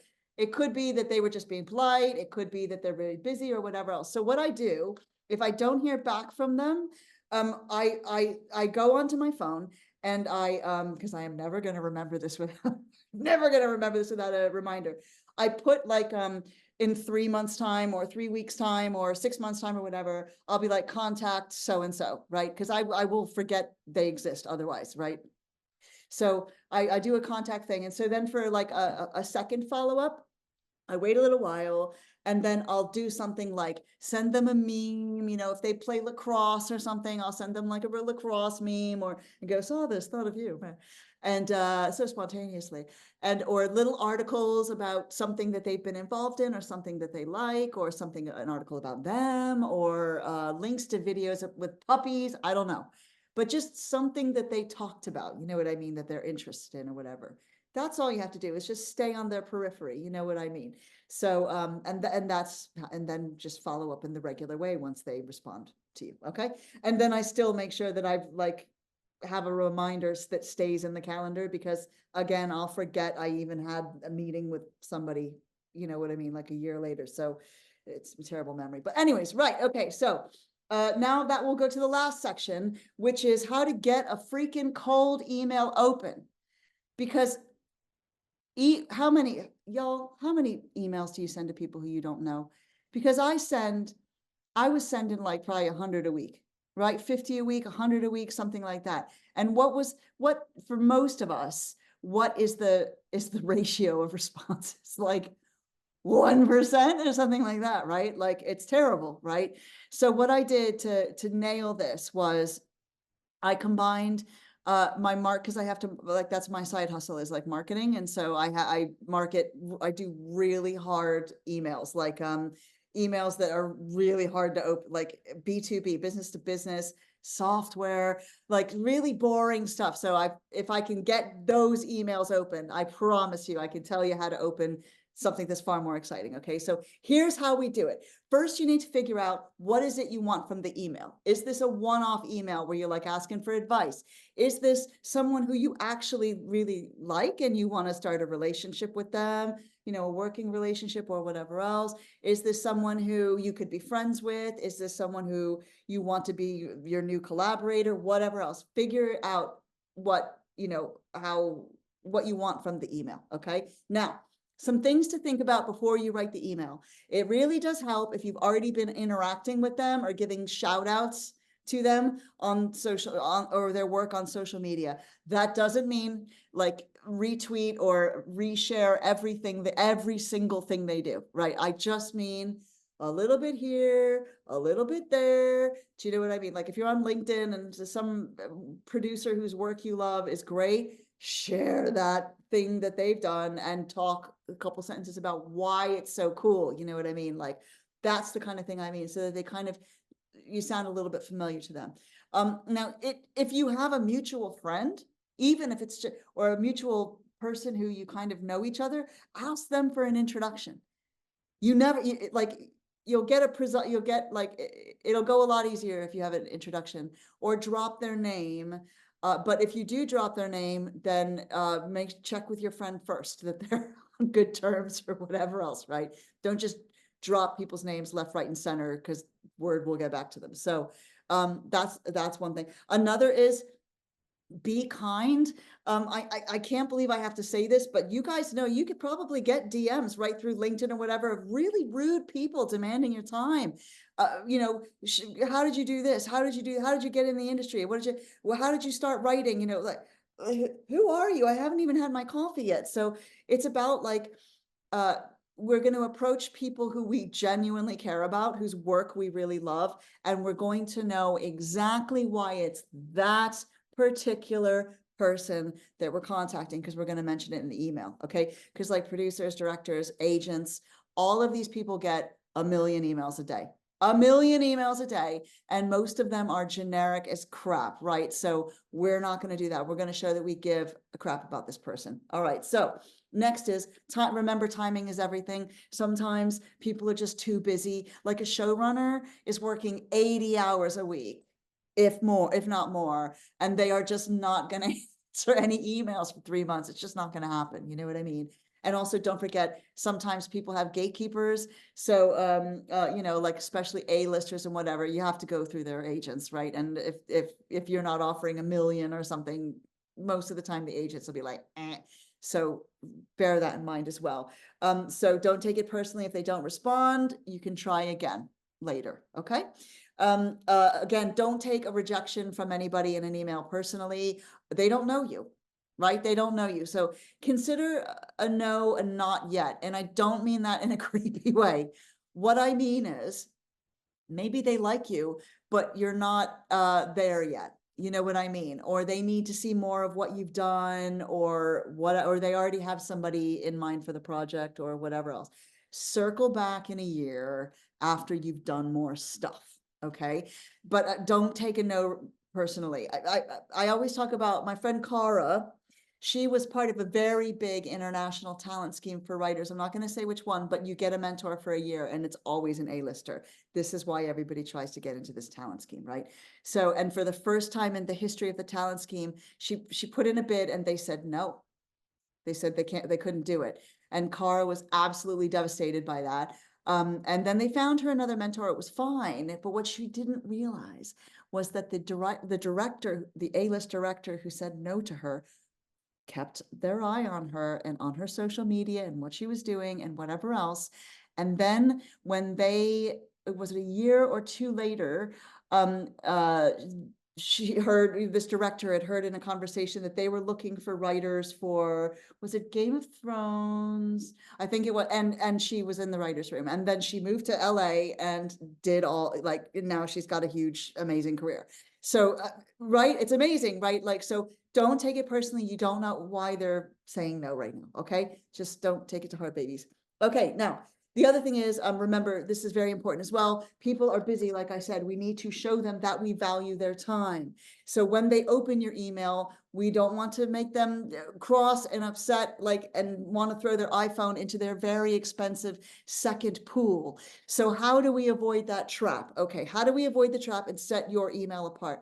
The first is to do your research, right? So go on their website, their socials, go on YouTube, see if they've done any interviews recently or been on panels, things like that. See what they're up to. Like, especially if you're talking about agents and stuff like that, they'll tell your production companies, they'll say if they're looking for new scripts. You know what I mean? They'll also say when they're not looking for new people, new scripts, whatever else. So just check it out, because it's by kind of friendly stalking people that you're going to find. I didn't say that legally. I did not say that legally, but you know, like, just researching people and finding out what they're all about. That's how you're going to find the bridge right to them. That's how you're going to find it out. So here's what I mean, right? So you know, if I want to write, if I want to get in touch with Edgar Wright, who I love so much, oh my God, I'm going to Google him, and I'm going to like see interviews, and I'm going to do all this kind of stuff. And then I find a couple of things that I love that he loves, right? So like, one is he's way into like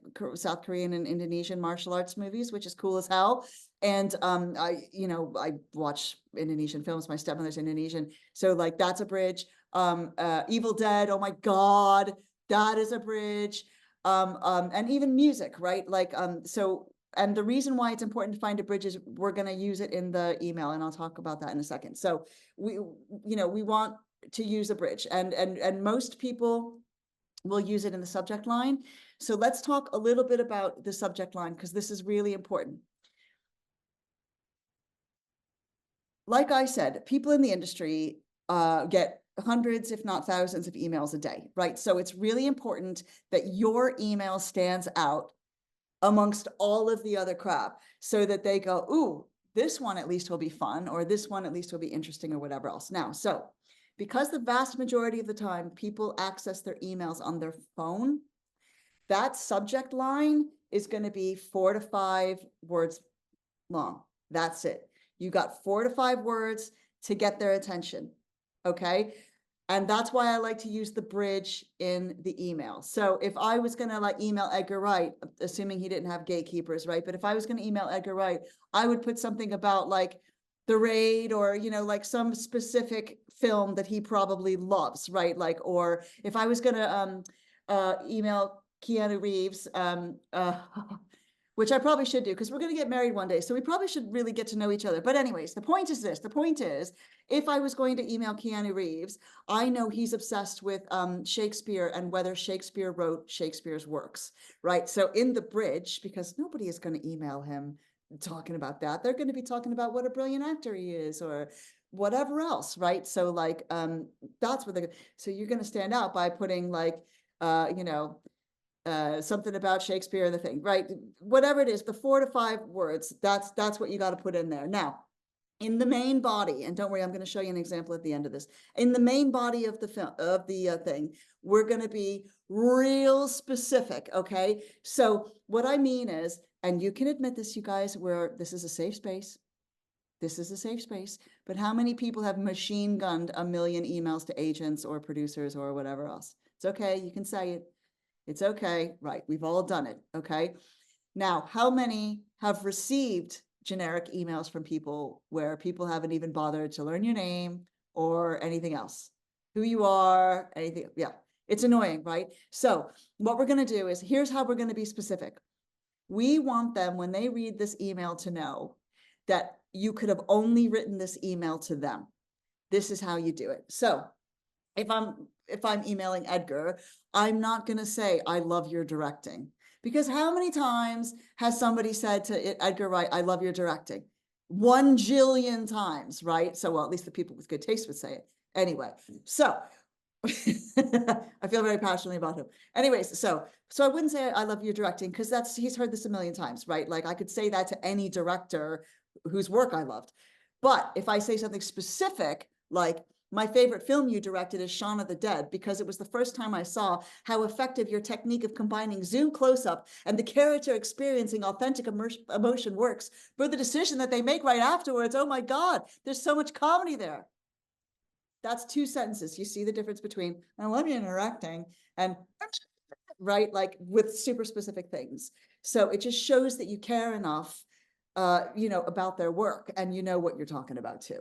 The next thing is, and this is another marketing hack, be brief. So what we in that first email want is for them, because people are lazy, busy, tired, or stupid, to be able to answer the email, to hit reply and answer the email in 30 seconds. Okay, because have you ever gotten an email from someone like your mom or something, and it's just text, there's not even any paragraph breaks in it, and you're just, oh my God, what am I going to do with this, right? So it doesn't have to be your mom. Sorry, I'm a mom. I don't know why I'm slagging us off, but anyways, so what you want to do, this is the copywriting rule, is keep the email to no more than 4 paragraphs of 3 lines each, or 3 paragraphs of 4 lines each. That rule works because it's the optimum length where a brain goes, oh, I can get through this really fast. I can get through this super fast, right? So now when you ask ask the question, like I said, we just want them to hit reply and answer your query or whatever it is in 30 seconds. Okay. So this is where specifics also come in handy. If I wanted to write on, House of the Dragon, why am I where are the Game of Thrones references coming from?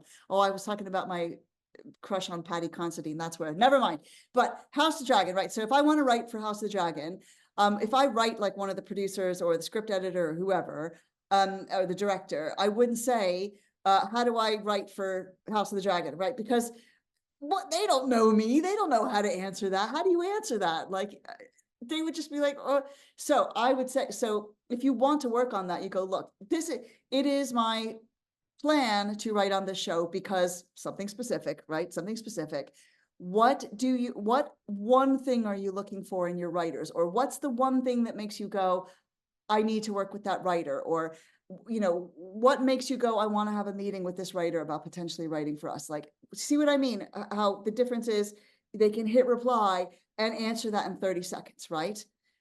We're just trying to make it as easy for them as possible to answer. So the next is, if you are asking a question, ask nicely and give them an out. So you could say, no doubt you're busy. I know you're so busy and you don't have to do this, but actually you are far more likely statistically to get an answer if you give, or to get a yes, if you give people an out to say no. Because then they don't feel like they're being trapped in you have to do this type of situation. So it removes the pressure of the request, and it shows you don't feel that you're entitled to anything. It's great. Another thing is, if you're asking something from them, offer something in return. So, don't just ask, can you do this for me? Again, this is about them. So if you need advice, if you want a meeting or whatever else, if you can offer them something in return. My friend Simon wanted to work for a big film production company in their social media. So what he did was he just asked them what he needed to do, what type of writer they were looking for, and then he made 10 memes of their big IP, films franchises, and he got a job from that, just by offering something. Do you know what I mean? So it shows them that you know what you're doing as well. So the next thing is, and this is so important, you guys, so many writers have come to me with their emails after the session going, I don't understand what I'm doing wrong. And I can tell you that I have seen in hours people get the results from this one change. And here it is. It is taking out the I and the me centered writing. Okay. So when you email people, you'll be like, I'm a writer, I'm this, I'm interested in working with you, blah, blah, blah. Wait, sorry, here it is. So here's an example, right? I think your work is great and I want to work with you. I'm a writer and I think we could make something great together. Should we have a chat about it? Now, this is a very friendly email. There's nothing wrong with this email, but if you were receiving this, you would go, literally, this person is just talking about themselves. But if you take out as many of the I's and the me's and you reframe it to this, right? Your work's really inspiring, especially your series 4 episodes, specifics. You could tell that they gave you a lot more creative freedom, and you could really see your influences of 70s sci-fi shining through. No doubt, always have an out. No doubt you have loads of people reaching out to work with you. But if you're looking for a writer who also adores 70s sci-fi, little specifics. I used to have a Battlestar Galactica lunchbox, and it was everything, but it brings extras. Offer them something, but brings extras like social media content to your project, specifics. How about a 12 to 15-minute chat? It would be great to hear your biggest priorities for the project and the traits you feel are important but hard to find. You see the difference between that and I think your work is great and I would like to work with you. I think you're a great agent and I would like you to represent me. I think, I think we would be great with collaborations together. You see what I mean? Huge, huge difference. If you received that email, wouldn't you be like, wow, okay, this person like, okay, all right, I'll give them, they know what they're talking about, okay? So, and the last thing is, of course, always thank them. Oh my God, always thank them in the initial email. And if they respond, thank them again. Don't think that thanking them again is going to bother them. It's amazing. As a matter of fact, if they give you any advice, tips, they answer your questions, you can respond with, thank you so much. I appreciate the time you took, and it's exciting to take your advice forward. I'll let you know how it works out. Then not only are you, they know you're following their advice, but you've got an excuse to talk to them again. Let me tell you something, when people give advice and they know that people followed it, has that ever happened to you when you've given your friends advice and they followed it?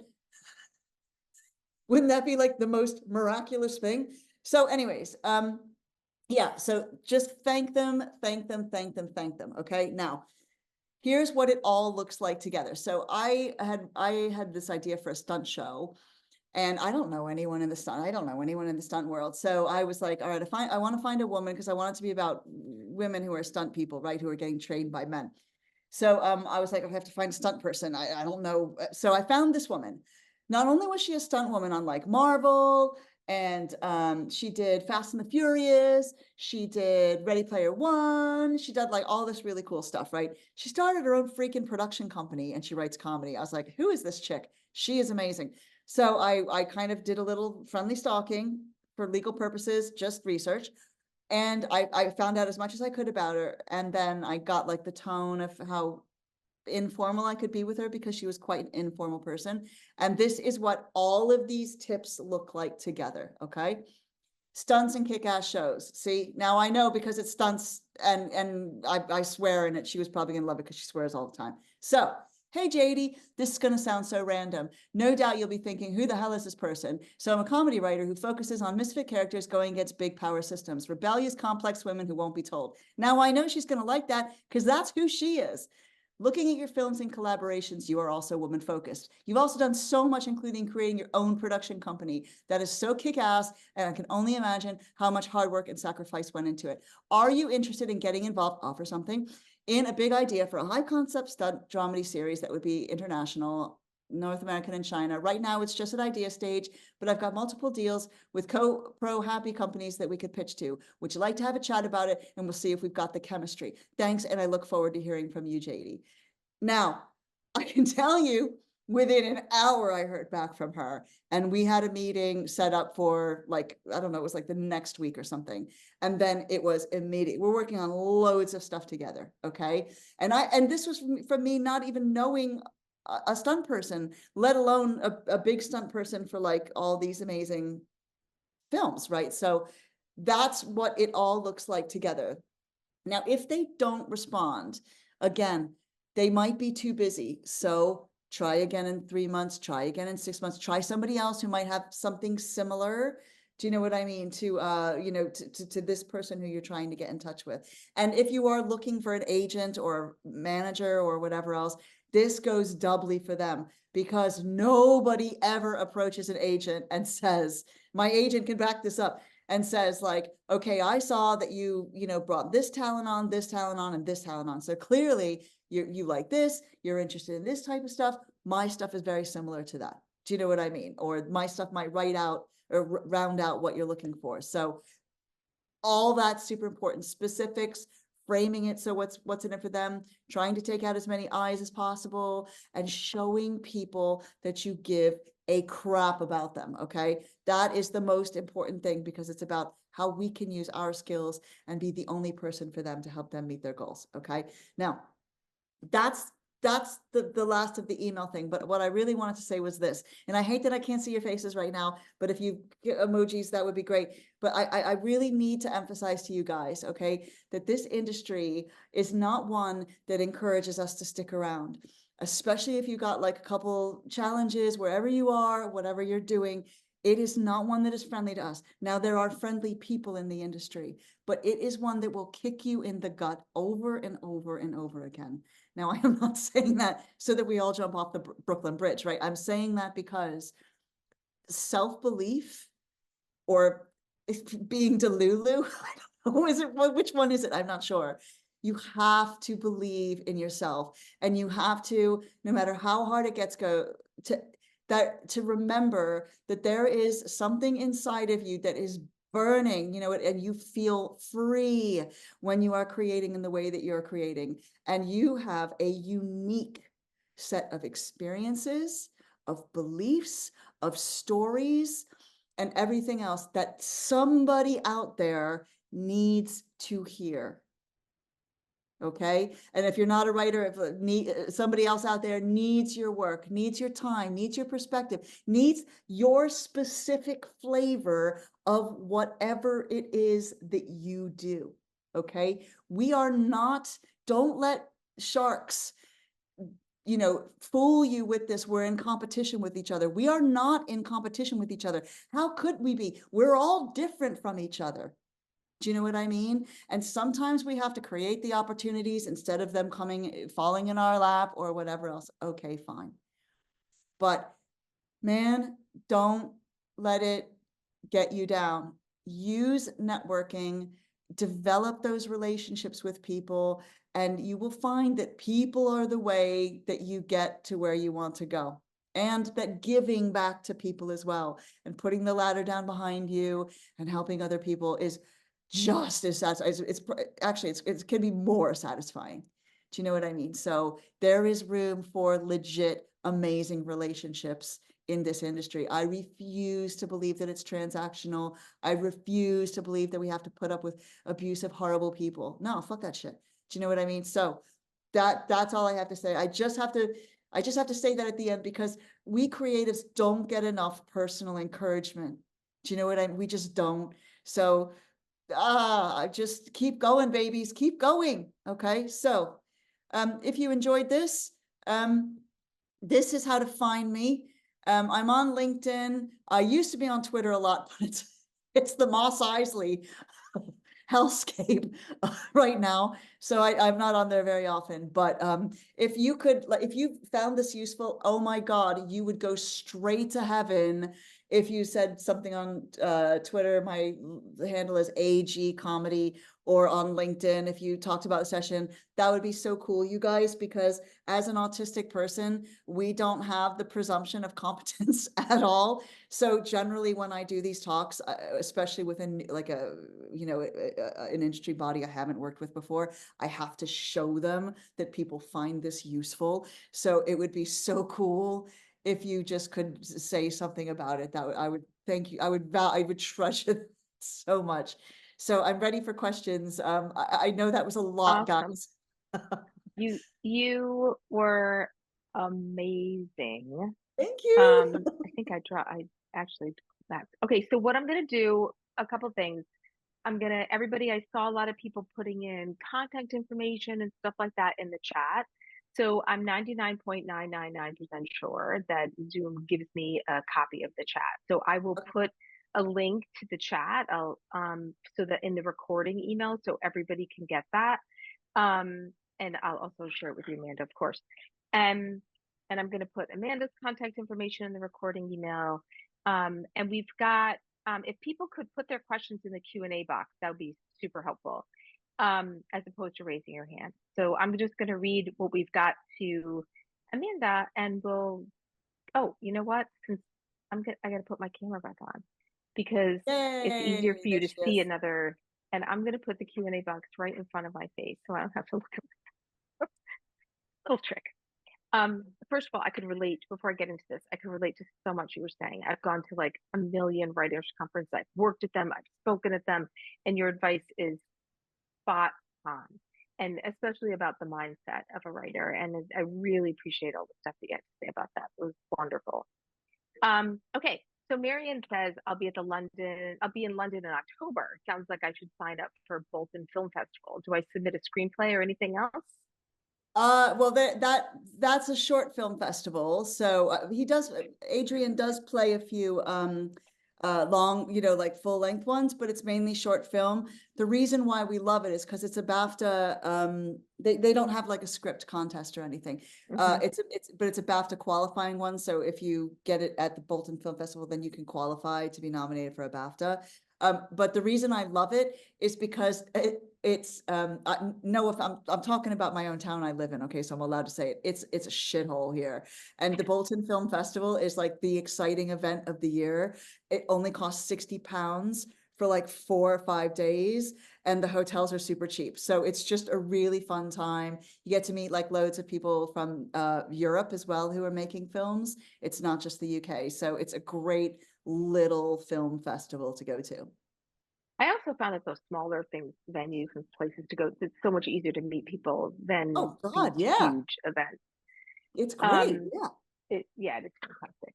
Um, are business cards still a thing? Should I have one? I know you showed this was a question that came up earlier when you were showing the app. Yeah. What do you think about still also having a business card? Do you know, it's hit and miss. I haven't noticed a particular age. I haven't noticed a particular demographic that uses it.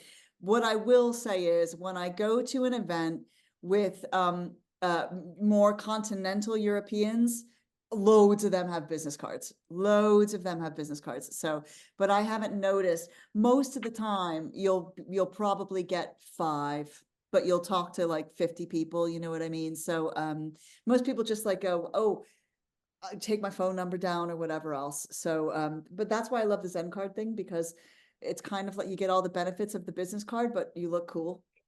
I So need anything cool. here's my question though. Like, okay, I'm old school, but like business cards. But what I usually do when I'm done with the event, I take all the business cards that I collected in that event and I put them in a baggie and I mark the name of the event on it. And then that way I'm like, okay, these are the people I met from that event. So like the next year, if I go back to it, I'm like, oh, who did I meet from that event? And I look through my baggie. I So, love or that.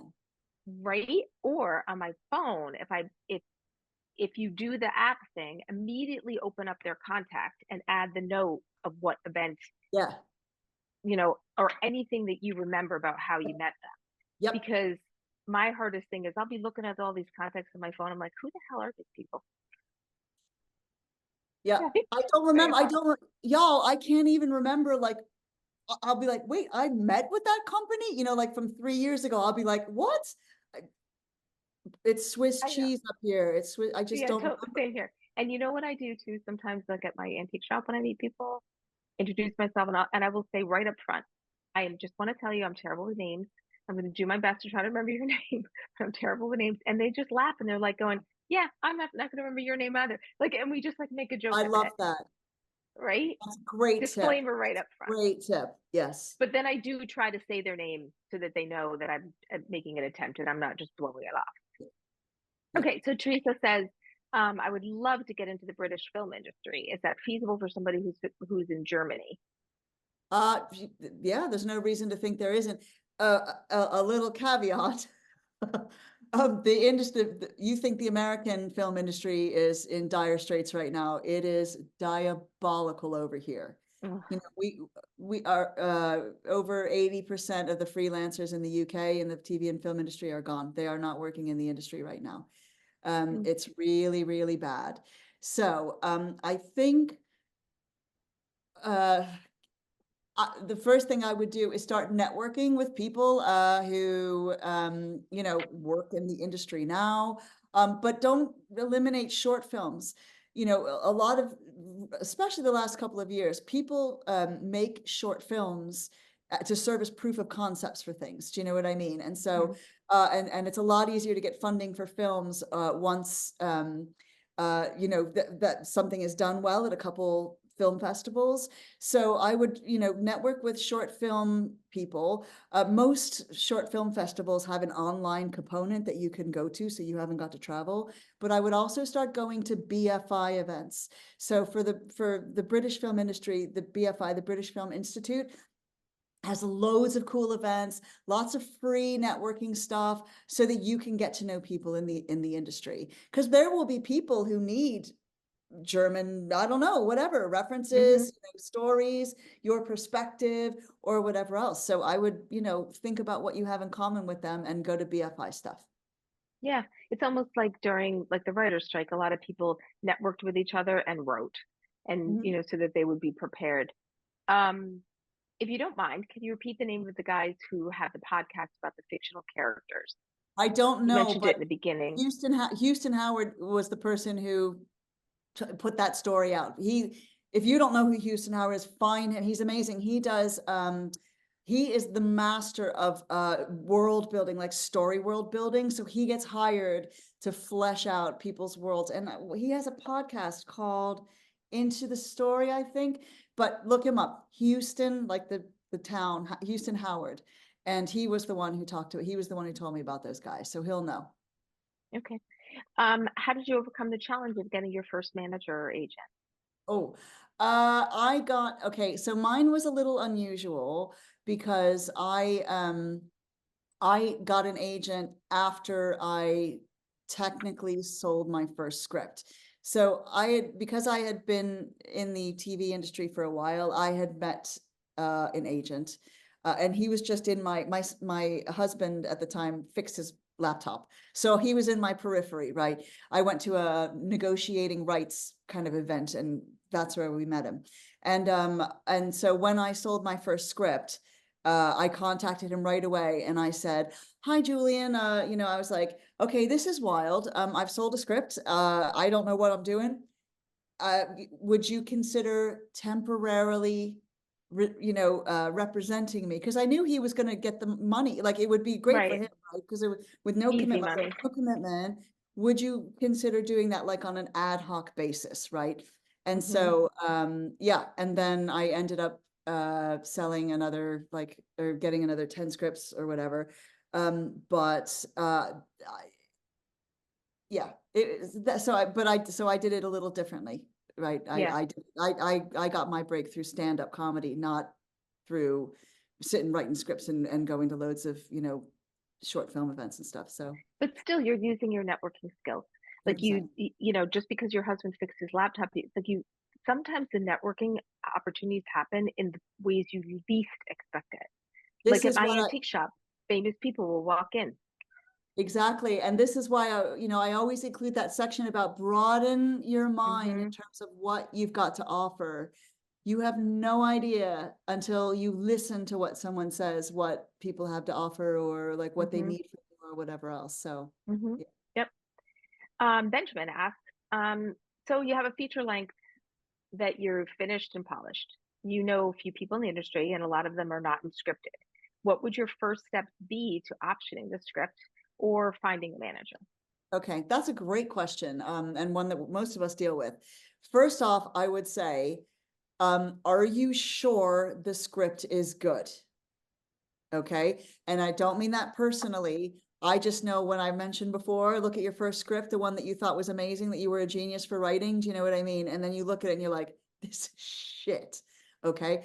So I would make sure, like, get people's eyes on it, who are already writers. And there are loads of ways, there are writings or it's pipeline, like, like there are people on social media who are looking for writers.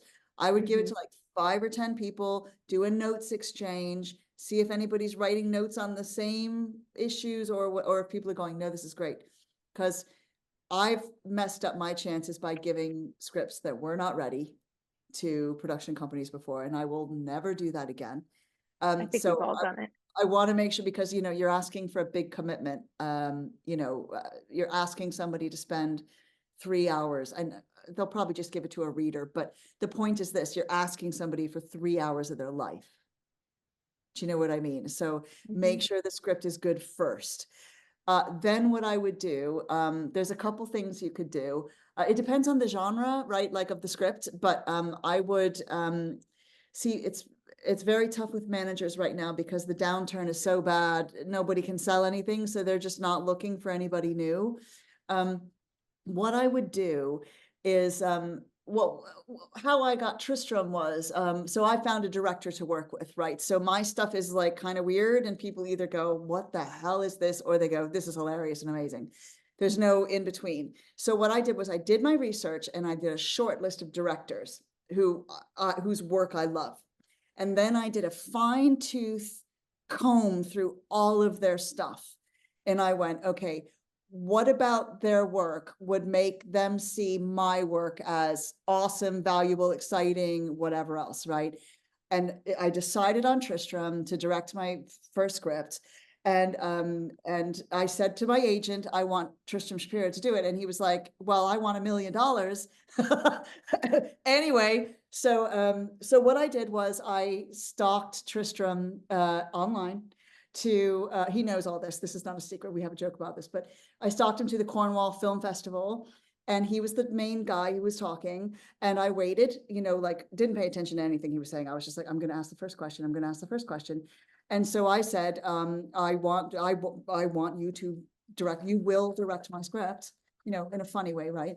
And I was like, what is the one thing that when you read a script, you go, I have to meet this writer. I have to work with this writer. And he's like, oh, I want something weird and unusual. And I was like, yes. So then what I did was I waited 3 weeks to clear out the suckers because I knew loads of people from the film festival were going to try and get in touch with him, right? So I waited 3 weeks and then my brain went, email his agent right now. So I emailed the agent and I was really quite bombastic. I was like, well, he smiled when I said the name of my script. And so I think you'll find he is contractually obliged to read the script. So, okay. And she thought that was hilarious. And so he was like, fine, send the script. And then the next thing I knew, he's on a phone with me 3 days later going, who the hell are you? Oh my God. So, and that came from me doing the research into people in the industry who I would belong to, not who I'm trying to fit in with. Mm-hmm. And it really just comes down to how much research you want to do. That was the long version. Awesome. That's the truthful, that's how it happened. Great advice. As a fellow neurodivergent person, I empathize with what you said. Have you ever considered organizing a networking group for neurodivergent folks? I do a specific neurodivergent session for people, but I work 60 to 80 hours. I work with the Institute of Neurodiversity, and they're actually always looking for neurodivergent people to start things for them. They are amazing. They advise the UN and stuff. Do you know what I mean? They're really cool, but because they're doing the high end stuff, they want to kind of make neurodiversity is sexy, but you know what I mean? They want to sex it up a bit. They want to bring in TV and film people and creatives and that kind of side of things. So maybe running one would be great, but I'm already doing so much for them. I don't have the time. I'm not allowing you to say yes to anything else. And you have to do the same for me. Can you tell us more about the alter ego TikTok? In terms of specifics, or how are you using it to build your audience? So my goal isn't, obviously it would be amazing to have, 50,000 followers or whatever else, but that wasn't it because first of all, they change the algorithm every 5 seconds. And so you can build 10,000 followers and then they change it and then you have no reach. So if you do something like that, don't get emotionally invested in, I have to do this, I have to have this result or whatever else. It's more of a exploration of the character, how funny it is, because show, don't tell, you know what I mean? Don't just tell, when I have a pitch for this show, which we're getting ready to pitch to Lord and Miller and Doozer. So now I can point to a body of work I've got, because Big Kim is one of the big characters in it, and go, have a look. This is what she talks like. This is what she sounds like. Do you know what I mean? And because her tarot channel plays a bit of a part in the show, it's like watching it live. It's like seeing it happen as it happens. And I talk as Big Kim, and I talk about you know, my daughter's, she's from Brooklyn. She's got this crazy accent. She talks all the time. Oh my God. I just pretend I'm my grandmother because my grandmother was from Brooklyn. Okay. So, and I do, and I talk about my daughters and I talk about the diner I work at and the whole thing. Right. So, and then I do tarot like at the same time. But it's just a way to have fun and to kind of think outside the box because writers don't do stuff like this. Yeah. And you really have to be, well, this is your marketing side. Mhm. You know, you're thinking about how do I market this project? And so it's, you know, sometimes your day job can help you with your writing.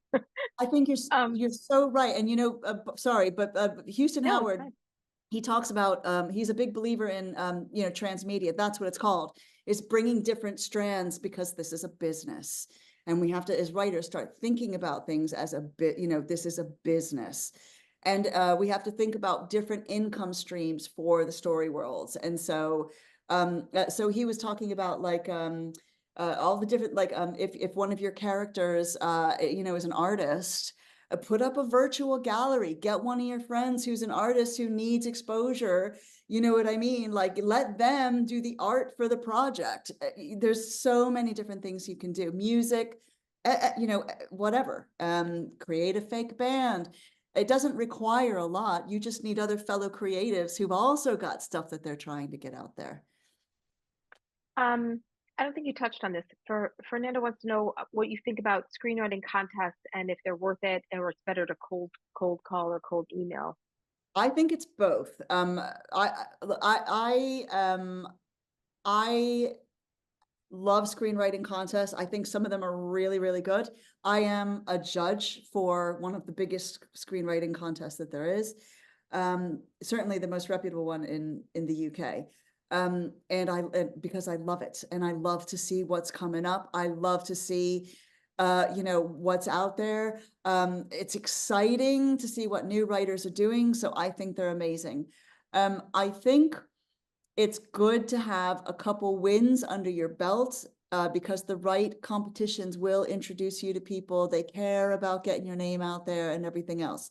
Do you know what I mean? And there are some great ones out there, you know, present company included. But and so and no, I don't get any money from them for saying that. You know what I mean? I No. love Pipeline. So it's important, and it will build your confidence as well. But I wouldn't be so married to it that because you don't get a result this year, you know, that you don't feel confident enough to cold call and stuff. I really think as long as other writers are reading your work, other writers who know what they're doing are reading your work and going, yeah, this has got something good to it. You know what I mean? Like, I think you can just do the research on the people who make the stuff you love and get in touch with them. You know, it's that's literally all it is. Just find that bridge and care about their work too. Yeah. I also say, like, regarding contests, I always tell people, because I'm a screenwriter, I screenwriter for years, and I entered a ton of contests. But what I wished I had done in hindsight was reached out to the finalists of the contest, past finalists, to find out what did this contest do for you. And because I was a Great finalist shout. at the top contest, I didn't even get an email saying congratulations. I had to find out by just looking, and then they did nothing.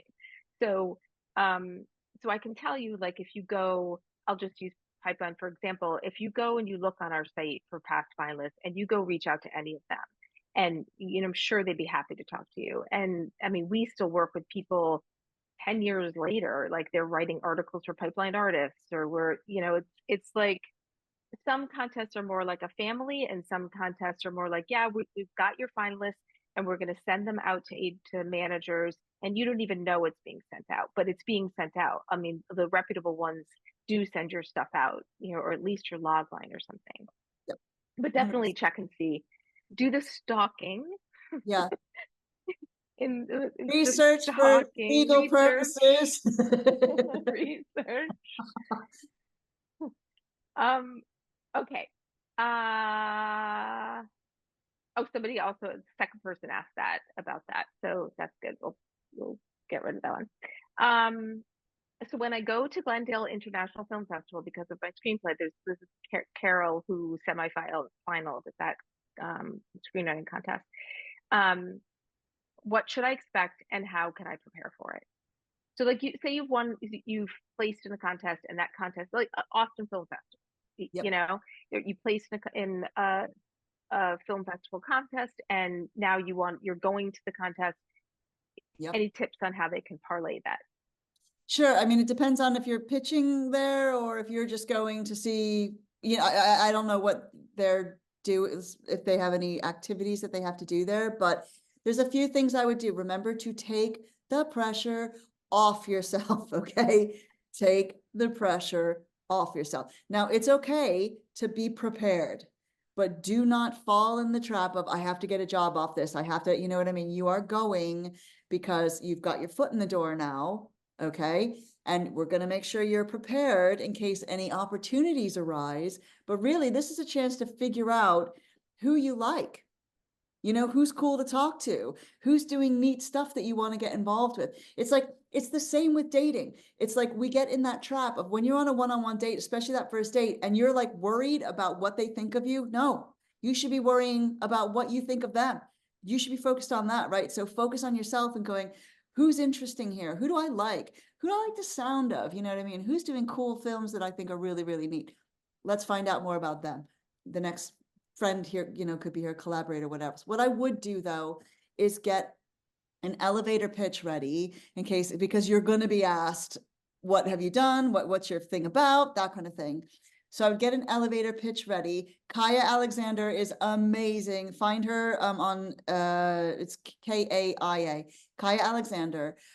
Find her on Twitter. And she has a group called the Wolf Pack, I think it is. Anyways, she's on Twitter and she's amazing with elevator pitches. And then I would also get the book Made to Stick. And Made to Stick is and there's YouTube write-ups on it and stuff like that, but Made to Stick teaches you about how to distill everything you do into one sentence that people cannot forget, which is really important in this industry because commissioners, people, they hear a million times, a million ideas all day, every day, right? So you want yours to be the one that sticks in their head. So example that they give in the book is when they sold Alien, the movie Alien, they just called it Jaws on a spaceship. Jaws on a spaceship. So you know exactly what that is. Do you know what I mean? And so I would do things like get Sharknado on a spaceship, whatever the modern reference will be, okay? But the point is this, so I would get your elevator pitch ready and I would get a sticky sentence to put in your pitch, in your elevator pitch somewhere that they will just leave remembering and they won't be able to get it out of their minds. We actually have a logline workshop coming up in September. Oh, there you go. There, boom. Yep. It's a really, really good one. We only do it every quarter and we don't do we give the recording to the attendees, but we don't have the recording on demand so that people's ideas for their projects are confidential. Okay.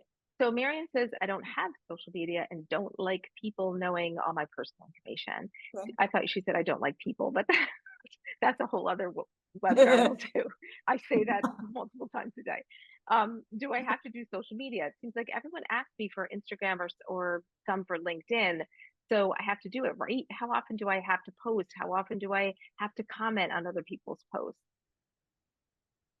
Right. Okay. That's a bit, I didn't roll my eyes at the question. I rolled my eyes at how big a question it is because it's huge. Here's the deal. If you're going to be super cool and mysterious and ultra private, and you don't want social media, that's cool. But then you're going to have to be balls to the wall in terms of like word of mouth and knowing everybody in the industry, right? And staying like on their radar. You're going to have to do it all the time because it's the social media thing that reminds people we're alive. Do you know what I mean? And so if you don't have that, and that's totally cool for you not to have it, but you will have to have at least a website. People need to be able to like figure out who you are. And you'll have to definitely have a website. And you'll just have to spend a lot of your spare time in people's faces. Yeah. And then the problem is I can't tell you what to do with social media. See, I used to do this with how to do LinkedIn and Twitter and all that kind of stuff, but it changes so fast that the advice is out of date in 3 to 6 months, because that's how fast they change the algorithm. So you know what I mean? So it's Yeah. you can go on and Google what should creatives do on LinkedIn, you know, what should the one thing I can tell you that goes without saying on any social media platform is share other people's content. Talk about why other people in the industry are awesome. Talk about why that show is amazing, why that film is amazing. Do that, even if you just do that, right? And that's all you talk about with your little sentences on why you think the way you do. That's enough. If that's all you want to do. Yeah. I mean, I would say there's so many different platforms. And then when people were fleeing Twitter/X, all these other platforms were popping up, and it was just so overwhelming. And I would go and grab my handle on these different platforms, but I had no intention of doing anything there. If you can find one platform that you're comfortable in, that you think a lot of people in the industry are on, and Twitter still is a hot place for people in the industry, but just don't post anything about your personal life. Just post Yeah. about your writing, and post about have that persona Mm. whatever one you decide to be, and just keep it simple. Don't overthink it. Yeah. I think you asked the question about how you sold your first script. Seems very hard for people with no experience or industry contacts. Okay. Did Yeah, you I answer that? understand. No, I didn't. So Okay. when I started in the industry, I wanted to write comedy, and I was literally told no. I got a meeting. I bought a book on how to get a job in TV. I had just dropped out of my PhD in medieval theology, for God's sake. And I wanted to write comedy because that's what I was really obsessed with. And so I got this book and I followed it, and I contacted one of my favorite production companies who did comedy that I loved. And I guess they must have felt sorry for me or something. And I brought in, I brought in myself, and I brought in my resume, and they took one look at it and went, she literally said, comedy is not for you. Comedy writing is not for you. We think you'd be really good in documentaries because of your, historical studying and all that kind of stuff, religious studying. So I was like, okay, I didn't care. I was just like, I'll get my foot in the door. But remember my story with Silky, where I was on the 5th floor and the cool kids were on the 4th floor? That's what I did afterwards. So I tried over and over again to get a break. I could not get a break. So the BBC comedy department had like a 2-day go to our talks and learn how to be a comedy writer thing. And I kind of confronted them because I was like, none of what you're saying works. I've tried all this, like none of what you're saying works. So I stood up and I was like, I've done all this. And I haven't had a chance. Like, what do I have to do to show you I'm serious about writing and comedy? And they went, be a stand-up, run comedy nights. So that's what I did. And then somebody saw me and they told their executive producer about me. So they emailed me and said, the executive producer emailed me and said, send me your best 5 jokes. And then the next thing I know, I was in a writer's room, my first writer's room. That's how it happened. Sweet. Okay. So let's see, we've got 2 more questions left. I know we've gone over, so I appreciate everybody hanging around. You guys have been awesome. Zero Gravity has more screenplay first now. It's my first. I had readers and submitted to film festivals and paid for notes and did a lot of editing. Did I make a mistake? I love this screenplay and I've gotten good feedback, but it was my first. First version was very amateurish, I agree. Well, that's hard to say until you've got a second or a third or a fourth script. You know what I mean? What most people in the writing industry will tell you is do not get emotionally attached to your babies. And of course, we're going to get emotionally attached to our babies. We ripped out our guts and spread them on a page, for God's sake. But I think it's time to what you should be focused on is getting that second one done. Because here's the deal. With your first script, even if it's good, right? And it opens doors for you and gets meetings, you will invariably have people say the same thing in every meeting. What else have you got? They'll say, what else have you got? Because you have to think, it's like puzzle pieces, and it's very rare that one particular script is going to hit at the right time where they're looking for exactly that thing. Do you know what I mean? From a new writer and whatever else. So it's good to show them that you're growing and what your range is. And you'll just get better and better the more scripts that you write. And your networking will branch out, you know what I mean? And that first script isn't going anywhere. That first script isn't going anywhere. You can pull it out of the drawer, you can pitch it and whatever else. You might even want to rewrite it in a couple years' time. So I would say, if you want to try and get meetings with it, do it. But always be growing and always be writing the next thing. Okay. Great insight. So Benjamin has a follow-up. So it feels like in the industry, it feels like the industry is entering a new renaissance for the indie filmmaker as studios are buckling under the weight of the fallout from the streaming wars. Do you have insight for a writer director to trying to get a feature off the ground, and what networking events to go to and find financiers and producers? Right. Okay. So, I mean, and obviously, like, kind of financing and distribution works differently in the US than it does in the UK too. So it really depends on, what country, but I would be open and I would start thinking outside the box a little bit, right? So, like, my friend JD already networks with loads of financiers and, producers, investors, angel investors, and that kind of stuff.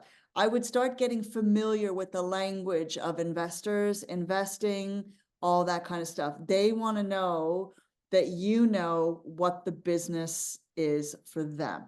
Okay. Because most creatives go, yeah, I need the funding for this. They're the creative vision, man. I don't want to talk about business. I don't want to talk about money. I have a vision and I know. No. Again, we have to think about what's in it for them, right? Investments, film investments are a huge risk for people. So they have to be the kind of people who love taking risks and get off on it, right? Or they have to be the kind of person where you mitigate the risk. So you have to do certain things to mitigate the risk for them. So I would definitely research, maybe talk to a couple people who are investors and go, look, because this is a great way of secretly networking with them as well. Go, look, I love directing. I am passionate about it. Of course, investors hear this a million times a day. What I am interested in is your perspective. What frustrates you about the people who pitch film ideas to you? What's missing? What are they not getting, right? Because if you can get, say, you reach out to 10 investors who do that, who invest in films and stuff, or something similar to film, music or whatever else, and you ask them those types of questions, what do you hate? What do you like? What does everybody ignore? What should directors know? Da, da, da. Then not only are you finding the answers for the future, but you're networking with them because you're showing them that you give a crap. So that's 10 people who will now know who you are and now know that you care enough about what they're doing to ask them questions about it. I should try to find some financiers and do a symposium panel with them. That's a So we great could just, idea. yeah, just not to get them to invest in anything, but just to be like, hey, what should writers know and indie filmmakers? How do that? Well, I'll have to poke around and see if I can find some people with money. There's a guy on LinkedIn who I follow who's always talking about the rude emails he gets and the entitlement and whatever, Yeah, what drives him crazy. If you yeah, remind no. me, I'll send you his name. See, this is us networking Yeah. right here. Yeah. So that's it for the questions. So I want to thank you so much. Everyone is loving it. Tons of comments and introductions to each other. People are live networking right here in this session. I am so Really, happy. I'm very proud Yes. of them. This is I'm really very great. happy. And please feel free to just reach out to me too. Network with me. You know what I mean? I'm always Yeah. looking for fun and collaborations and all that kind of stuff. So, yeah. And if you And I'm know going anyone to put, who could use this talk, let me know. yeah, and I'm going to put all of the slide that you have, I'll put it all in the email too, with your contact information and stuff. And just a couple housekeeping things. The next event we have is a free one about book writing competitions. I'll be on that panel because I'm one of the judges for ours. But also the other ones we have coming up is a logline workshop is on September 11th. We have a writing therapy one, and this is with Lee Jessup and Phil Stark. It's about creating opportunities in film and TV. And Lee Jessup is a screenwriting career coach out in LA that everyone loves. And Phil Stark is the screenwriter of Dude, Where's My Car? And he's now a therapist. What? And he works a lot with writers. And then we have in October, we have writing captivating scenes and another one about how to book author speaking events. And then I have in November, like a one-on-one with Victoria Strauss, who's the owner of Writer Beware, which talks all about writing scams to avoid. And then Bob Sines is going to do another one for us called Christmas for Cable in November. So we've got a lot of, because he writes a lot of stuff for, I don't think it's Hallmark. I think it's Lifetime. I always get the two of them confused. Hallmark, probably Hallmark, Christmas movies. So we've got a lot of fun things coming up. So thank you, everybody. And it's going to be a hot minute before I get this recording done. Amanda, don't shoot me, but remember how I said to you before we started? I wrote a know note you want me to do the first bit again. Yeah. because I missed my whole. I literally, okay, everybody who's still left here, just to tell you, I have a thing where I read her bio, and up at the top I always write hit record, and I do it in like red. And what did I forget to do? Hit record. So, but you guys were here, so yeah, anybody, I'm gonna collect. It'll give me the chat. So if you guys, anything you guys want to have included in the chat, your contact, just dump it in there. And so you can create your own networking group on Facebook or on yeah. WhatsApp. You know what I mean? Put your details in there, and then you'll all have each other's details. Yep, yep. And one of you can be brave enough to say, I will start the group. Marion did, I think. She was the one she was the person who came up with the idea. Oh, she put before, yeah. and guess what? We have a Discord channel. People aren't that active on it, but I think you guys would be. So every recording email that we send out, I put an invite to our Discord channel server. I think they call it a server. So if you guys are into Discord, you can do there. Just it's so many platforms. Okay. Well, thank you, everybody.